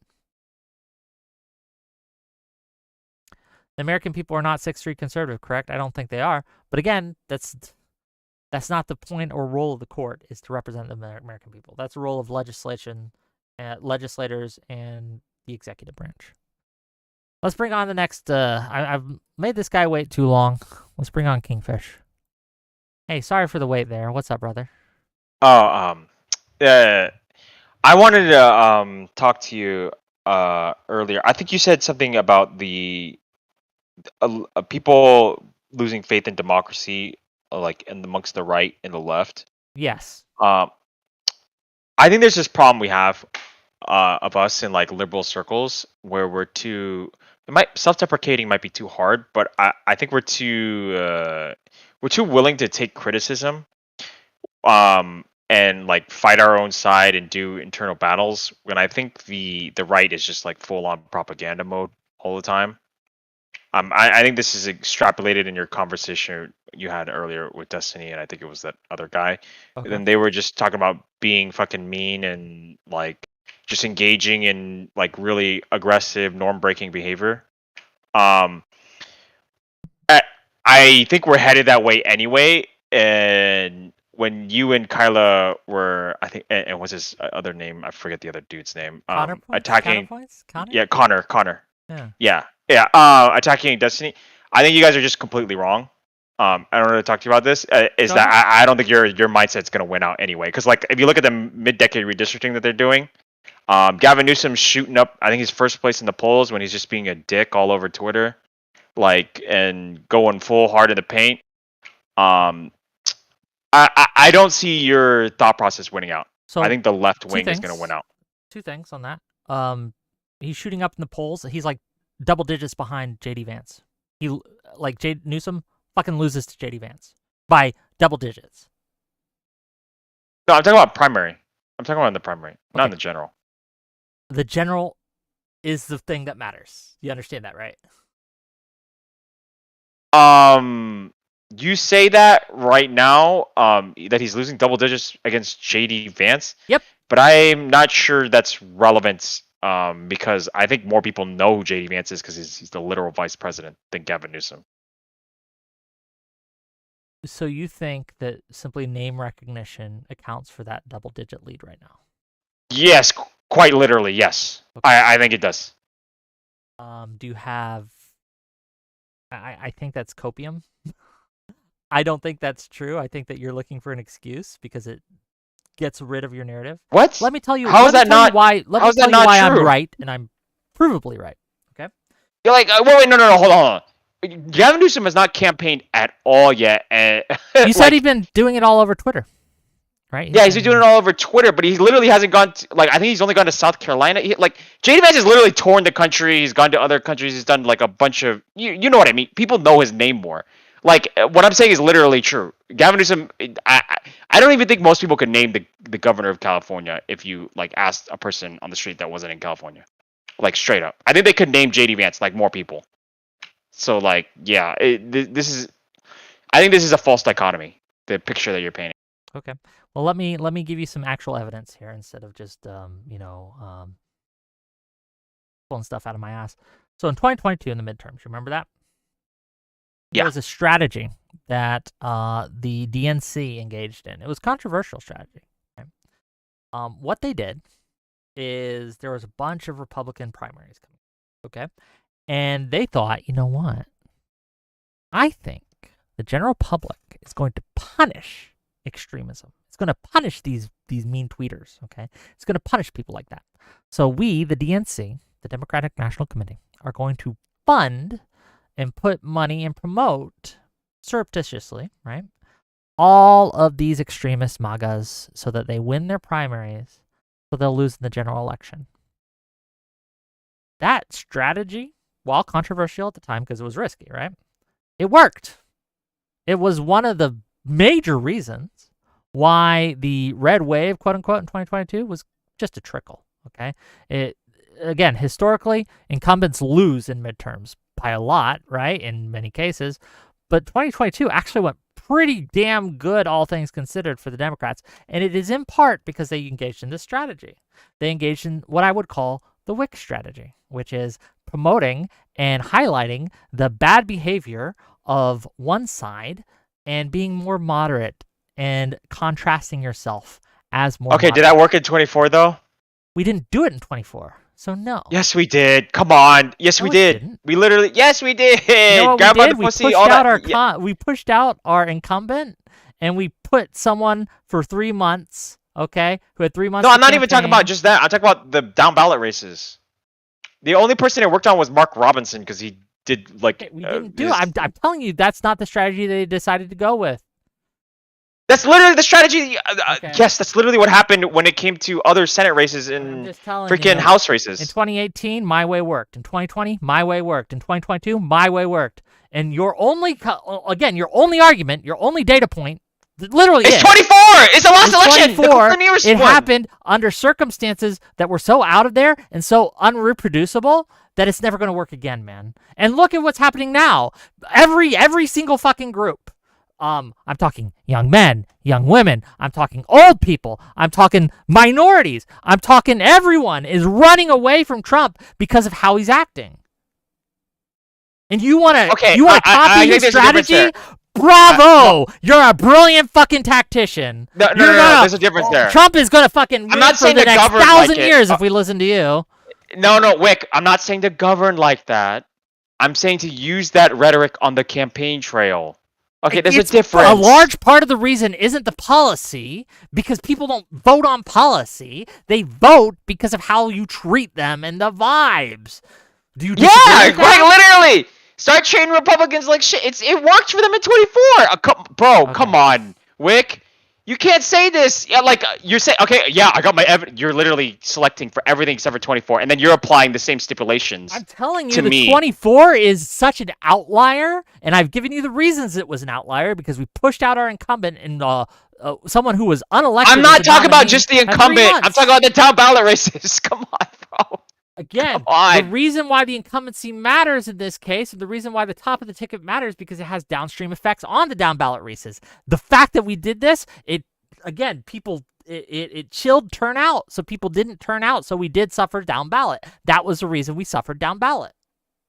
Do you have evidence for this? What is this? I'm giving you the evidence right now. Okay, the evidence we have, how many less people turned out to vote in 2024 than did in 2020?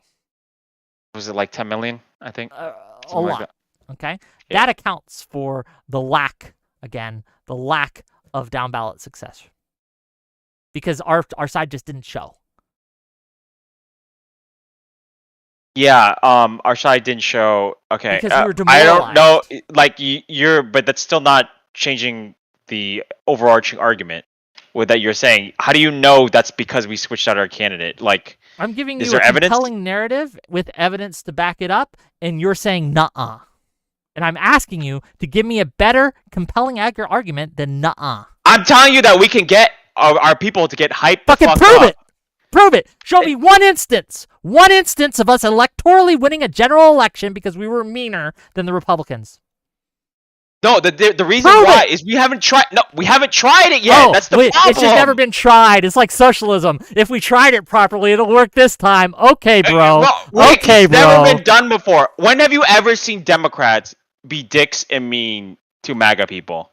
Every fucking day. Every fucking day for the last 8 years. Okay, I'm not talking about online. Okay, I'm talking about in actual elections. That matters. No, I'm talking about in actual elections. Come on, there's a difference.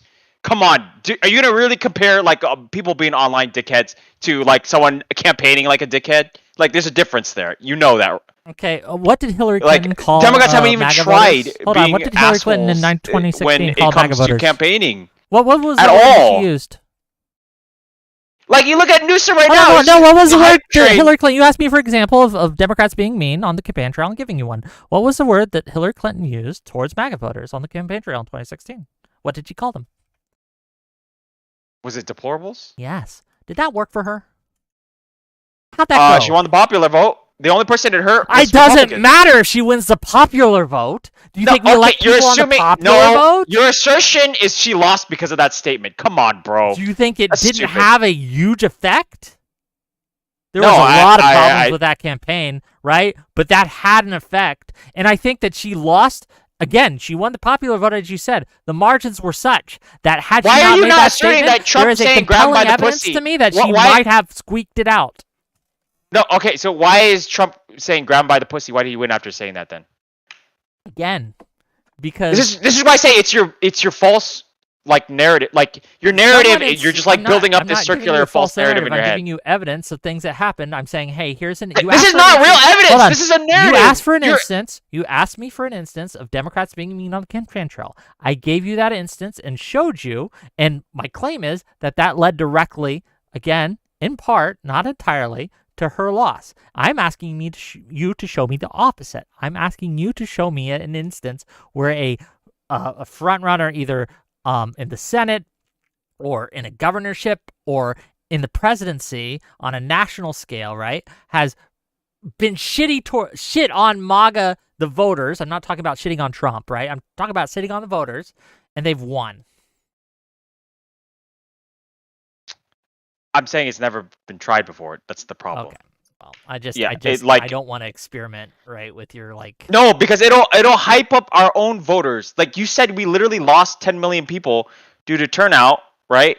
We could hype up like our own side. Like maybe the progressives will come out over just dicks, or the leftists were dicks too.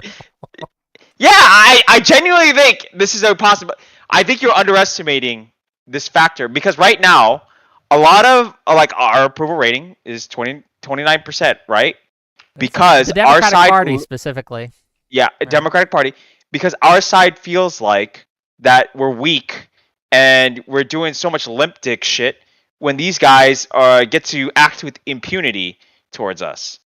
Now, again, my advocacy is not to do nothing, and if you're taking that away from what I'm saying, you're just incorrect. I'm absolutely okay and on board with redistricting, especially as a counter to Republican redistricting in Texas. I absolutely think that's a based idea, and you should do that. That's awesome, right? That's the way we fight back. I am all for fighting back in effective ways. What I'm asking you for is not to just repeatedly hit their fist with your face over and over and over again just so that you can show that you're fighting. Do you think there's no advantages to that whatsoever? None. They are outweighed in such a large way by the disadvantages that it's just not even a question for me.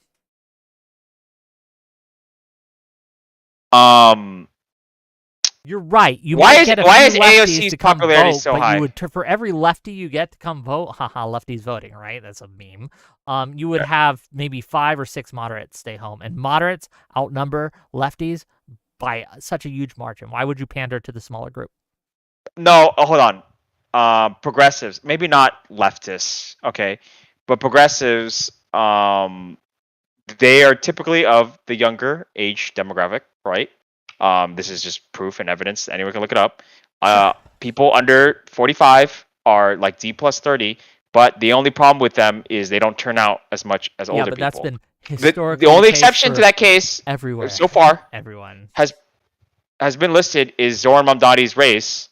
Okay, and there's a unique aspect to that where he did digital media first, digital first social media campaigning. It's also a mayoral race, which is substantively different. I'm not so sure. I actually kind of disagree. Okay. I think you can. I won't die. Like, I understand that the digital aspect of it probably drove things in a way. So again, because he's literally pulling out 1%. I'm not here to argue the mayoral city race that hard, simply because I'm not that informed on it, frankly. So you probably know more about it than I do. But my only hesitancy here is people trying to draw and extrapolate a large amount of things onto a national stage from a single city's race. I worry that you're setting yourself up for failure. I'm not saying to literally do left-wing policy. Okay. I'm saying you can still be like a moderate, but you just kind of need to do that digital first social media campaign. And he did a lot of trolling towards Cuomo as well in his ran campaigning. Against Grandma Killer Cuomo. Okay, let's be real. He was pulling out 1%, bro. Like, he was literally a nobody who came out of nowhere. I think people are trying to downplay his success. So, like, it was a very impressive way, and he was like ratioing Cuomo, who was trying to like copy him and shit. Like, he did a lot of trolling. I will say, I do like that he's trying to actually moderate his stances and things like that. Now that he has, he realizes he actually can be effective in his role. Again, I'm not super informed on him. I don't like everything he said, and I don't like some of his policies, but I think he's better than Cuomo would have been, and he's probably better than Adams. So yeah. I don't like all his policies. I don't like rent control, but that's besides the point. I'm not here to shit on him. I'm not here to shit on him, right? Mom died. Actually, he's kind of the example that kind of like disproves your our original argument. Like, he didn't go full like in the paint, but he was more mean than all the other candidates towards Cuomo. He was pretty mean to him. He was trolling him. He was talking about his nursing home scandals, all that. I'm okay with people shitting on Trump. I'm okay with candidates and people shitting on Marjorie Taylor Greene. I'm okay with all of that. What I'm the only thing I'm asking, and the only thing I asked Destiny not to do, and I asked Soypol not to do, hey man, don't shit on dead kids, and don't shit on people's dads who get cancer. Just don't do that. If you want to shit on Trump, you have my blessing. But do you think that shitting on dead kids is going to win us any votes? Okay, technically not shitting on kids. Yeah, shitting on kids is probably not going to win us any votes. But I mean, shitting on MAGA voters and the people in Kerr County for those Texas floods, I think it would actually get us votes. Yes. If you saw some of their statements, which was just unhinged lunacy, I think they were calling Obama or it wasn't Obama, it was Biden a communist. That's why they didn't accept the American Rescue Plan funds, because they were trying to like steal their homes. So I'm okay with shitting on the adults. That's what Destiny did, though.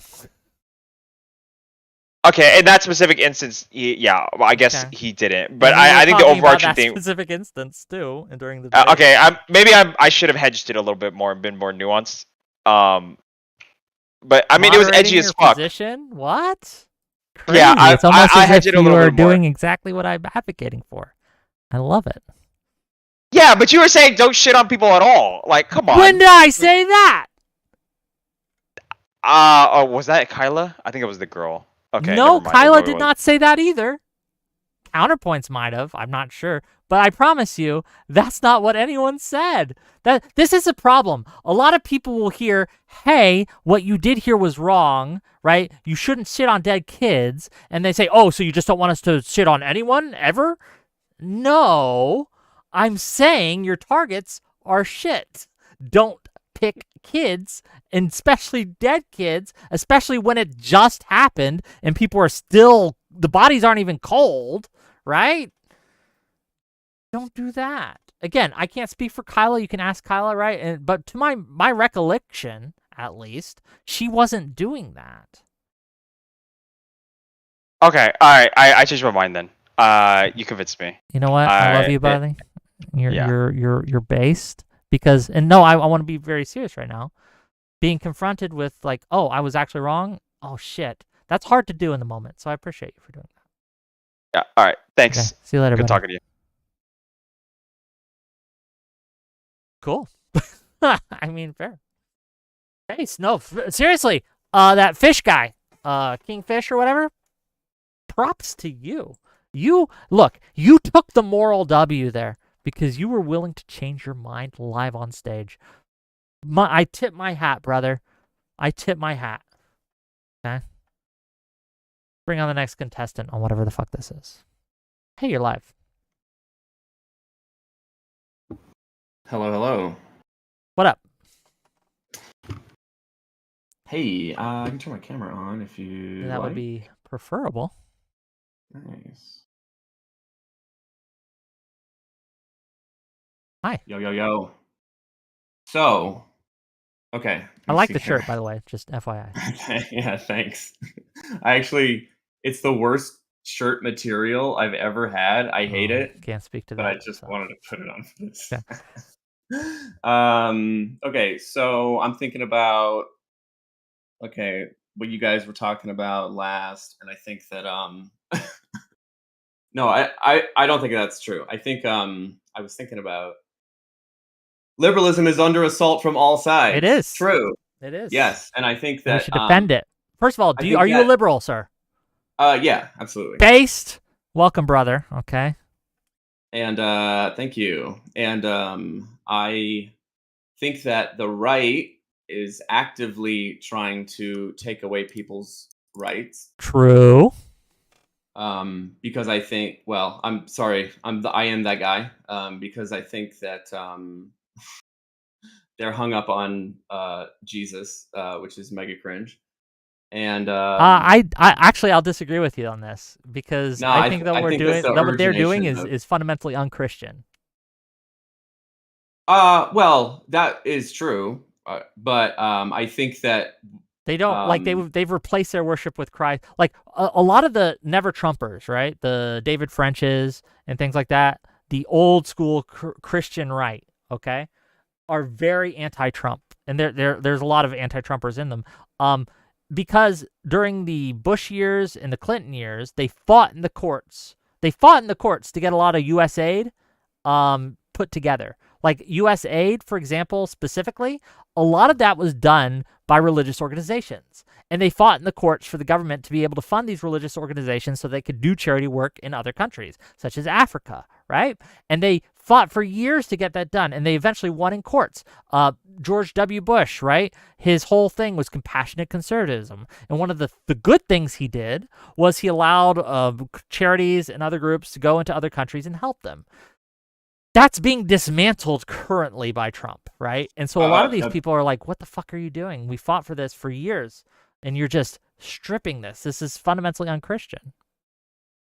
It's absolutely fundamentally unchristian. Yeah. But they're using, I think, this disguise of Christianity as a means of, to go about an authoritarian, like people like Matt Walsh, for example. Like, he is just using Christianity and pushing his right-wing agenda based on that. And I think that speaks to a lot of people. Or even Candace Owens I just don't think they're actually Christian is my only that's but fine. let's not get like I don't know if this is what you want to talk about, but that's just my only nitpick. I think that they're like, and they're doing this authoritarian thing to remove people's rights such that it aligns with their Christian values, whether or not they're blah blah blah. I won't fight you anymore on this. We already established the left positions, but go on. But the left is just gonna let them do it because actually they're more unsufferable than the right most of the time. The Dean Withers and these kinds of people, they just fucking suck, and you can't be around them. And true. I mean, at least like you could, and like I'm gonna pull the Cenk Uygur, like you can have a beer with somebody on the right and hang out to some degree. But somebody like Dean Withers is, if you say retard, then you're cut off forever. That's the end of your association with that person. We are not sending our best, unfortunately. But it's those kinds of people who are going to allow the right to do what they're doing. We have to solve that problem first, I think. These far left people who are trying to self-police. I think we could. Yeah, no, I agree to an extent. You have to be mean to them. I agree to an extent, but I have some qualifiers here. Be mean how is my first question, and let me get them all out before we go, right? Dean Withers, like him calling CPS or threatening to call a CPS on that data, I think that deserves the harshest of criticisms. I think that was just such a bitch move. 2, I don't know if we have to do it first. I think we can do it as we do. I think doing one does the other. So if we want to stop MAGA from dismantling our country, one of the ways that we do that is by getting political support. And one of the ways we get political support is by making a sacrifice, if you will. By, here, if Staxiums, if you're watching, here's your moment, okay?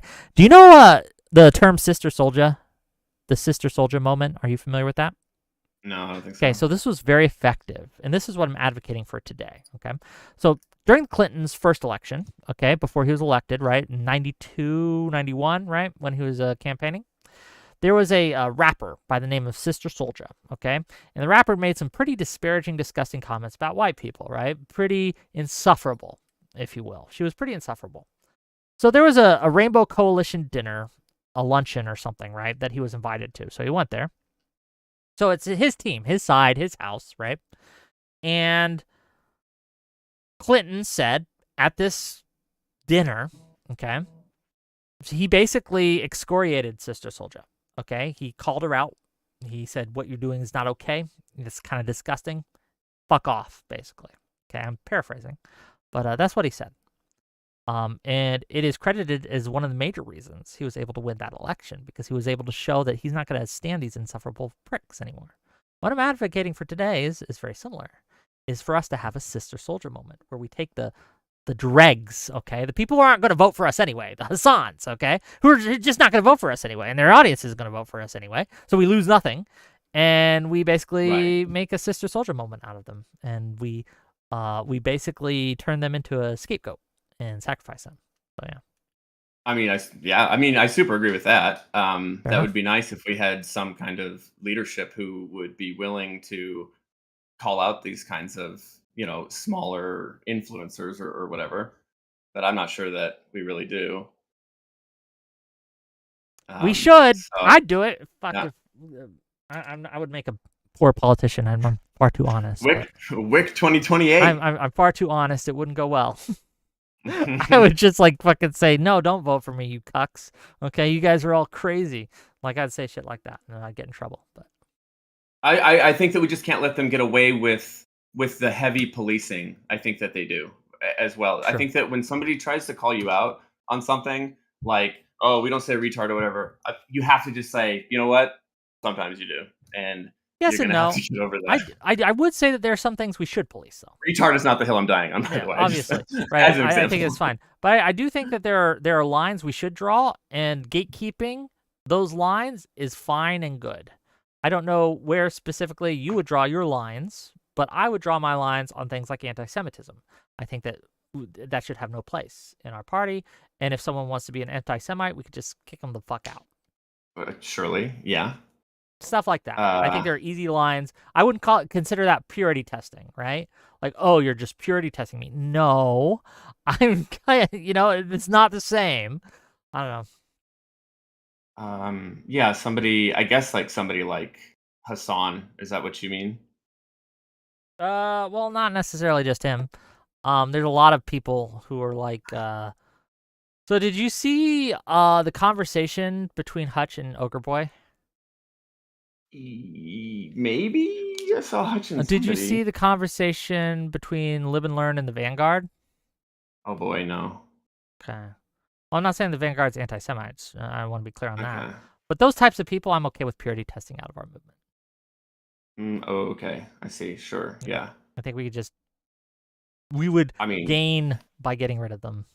So does that mean then just like actively not platforming those kinds of people? No, then? not necessarily actively platforming. I'm not advocating for deplatforming.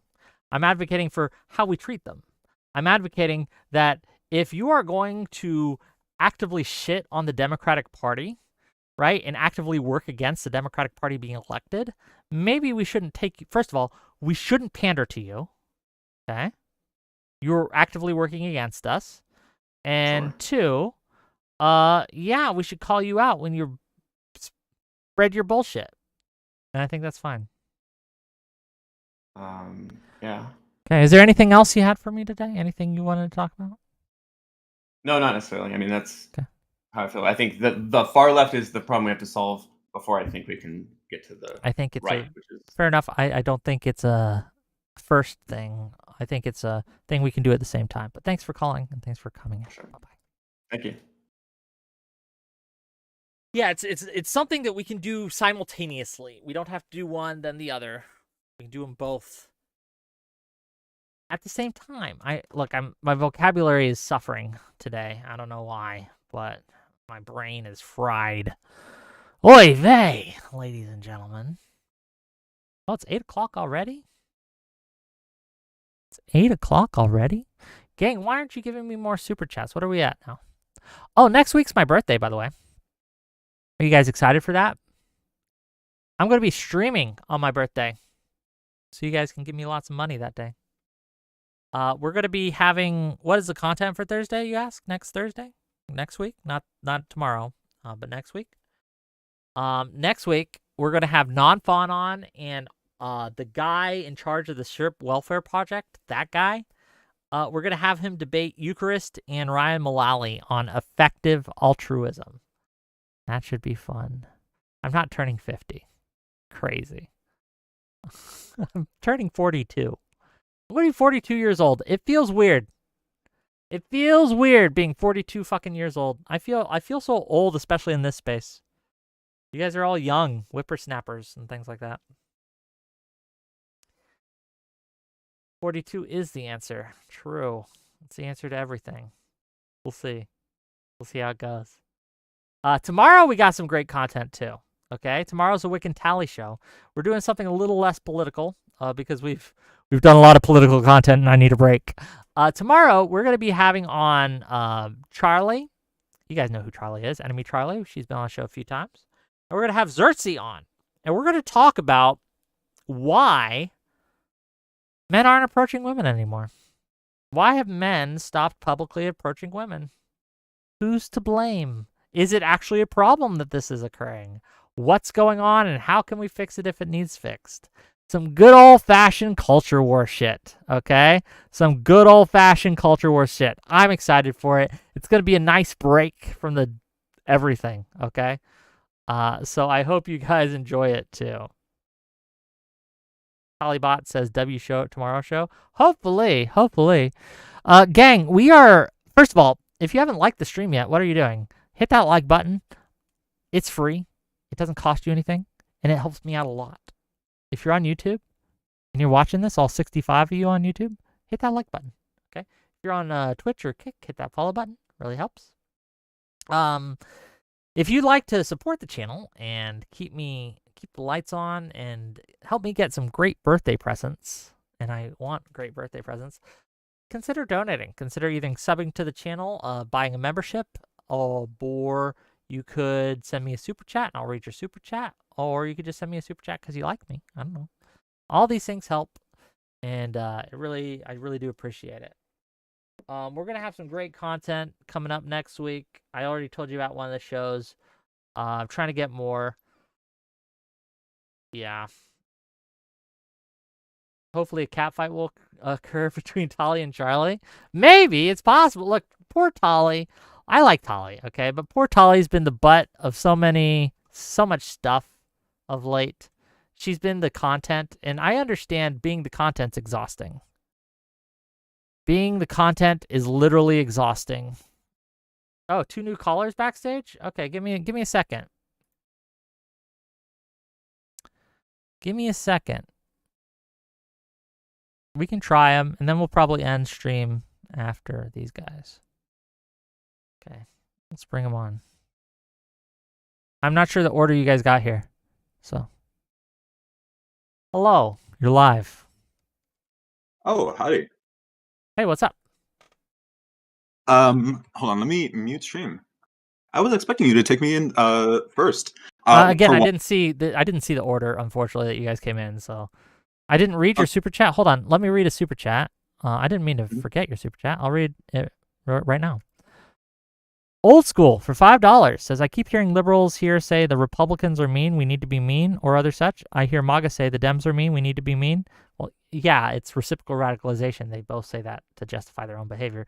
And then a Solemn Argus, a member for 19 months. Thank you for the membership. Thank you. Okay, that said, now's your time to shine. All right. I really liked the screenshot that you've got for this stream, right? We really are being attacked from both sides. I All feel sides. like, There's more than just two. Yeah, no, it's so true, honestly. The Demon of Babylon really does work in mysterious ways, right? On the left, you've got people who just want to kill people, and then on the right, you've got people who want to like instrumentalize humanity towards like their sick delusions of like, castes and space and stuff like that. You know what? I'll just go with it. Sure. Okay, go ahead. I mean, no, you can see it everywhere, right? Like you cover this constantly, right? But like, you're sort of like plugged into the zeitgeist, right? I mean, I plan on getting a Twitter pretty soon. I don't have a Twitter. You should tweet these thoughts. Yeah, these thoughts should be tweeted. Yeah, okay. All right, got it. I'll be entering the zeitgeist soon in that case. Yes. Okay, yeah, sounds good. We wage a great war to push back the waves on either side. Wick, you're doing great. Thank you. Appreciate you. Have a good night. You too. $10 from Blatoby to say happy birthday, Wick. It's next week. Thank you for the $10 now. We are $30 away from my goal for today. So if you guys want to open your pocketbooks and give me that $30, that'd be great. Let me bring on the last caller. Hello, you're live. Hello? Hi, you're here. I called you back like some time ago talking about foreign politics and Brazil and I remember how Brazilian population has changed its view on the United States of America. And I think it's like 1 or 2 days later, Donald Trump is announcing 50% tariffs on Brazil. Wow. Incredible. Yeah, I just wanted to call. I was kind of waiting for you to do call-ins again, so I could just like go on to that. I don't really have much to say, or I guess we can see if I have much to say after depending on what. This is your time to shine, buddy. So it's whatever you want. So yeah, you were talking. I left last time asking a question of what does the United States of America offer for Brazil for Brazilians to still maintain the alignment that Brazil has to where this population is more friendly to the United States of America, or views the United States of America more positively than it views like China, for example. And I mentioned to you how like the choice seems to be between two dictatorial countries, or at least one country that wants to be a dictatorship, and another country that is a dictatorship, where at least one is like sane and stable, and the other is headed by a schizophrenic retard who changes his mind literally every other day. And then 2 days later, Trump hits with the tariffs. Now you have, I don't know if you've been following this, there's this guy that's the son of Bolsonaro, which is the vice president. He ran away he's in the United States of America right now in Florida. And he's basically like openly calling for the American government to fucking like nuke Brazil, not effectively.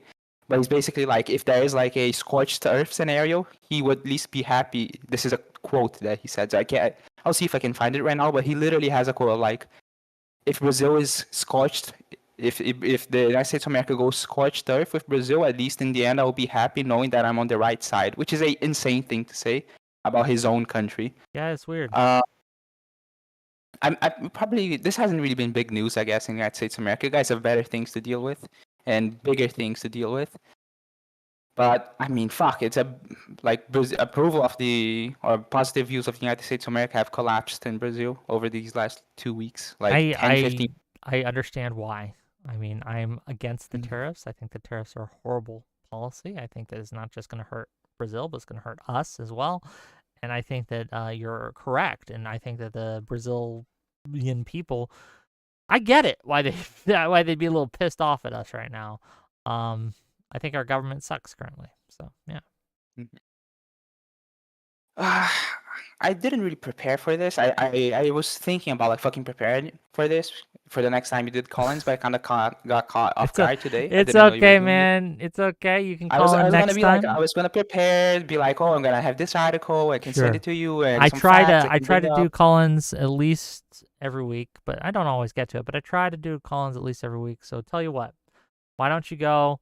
You do some prep work, and next week when I do my Collins, or maybe the week after, right? Whatever it happens, you can call in and you'll be all prepared. Sound good? No problem. It's just me slacking, really, being a fucking retard, not doing things I'm supposed to do then. Whatever. Just know that like shit is bleak, as it always is. But hey, the Brazilian right is absolutely eating shit right now because they are too closely associated with the United States of America, as apparently every single right-wing government or movement in the entire world seems to try to do. So at least the left is up bigly. Lula, which is the left-wing president, seems to be gaining a lot of headwind when it comes to polling. The right wing is kind of like in shambles in the Senate and in the House, or at least the analogs that we have in Brazil. So I don't know. Shit is bad, but at least Brazil seems to be aligning behind opposing the United States of America, which is good, at least for now. So I don't know if it's good exactly, but I understand what you mean. I mean, okay, yeah, you get what I mean. Yeah, but, I will. You know, okay, I'll see you then next time. Yeah, next time, buddy. Like I want to be clear. The fact that the countries around the world are hating on America is not a good thing. Not a good thing at all. But I understand why they're doing it. Wick, why are you dodging? Who am I dodging? Richardson, the neocon, says I'm dodging. Who am I dodging?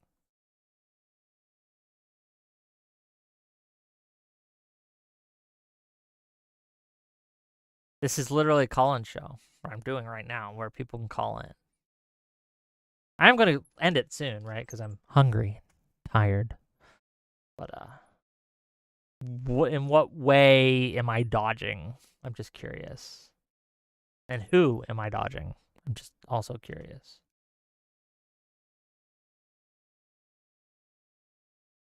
I don't know either, buddy. $5 for Ben Stiller. Can I do the call-in? I don't know how to use Discord. You gotta call in using Discord. But yeah, you can call in, but you have to be able to use Discord. That is the rule, because that's what we use to host the call-ins. Richardson says, the neocon says a question: what if Trump gets cancer? What if Trump gets cancer? Like, what's your question precisely? Ben Stiller, you gotta accept the rules.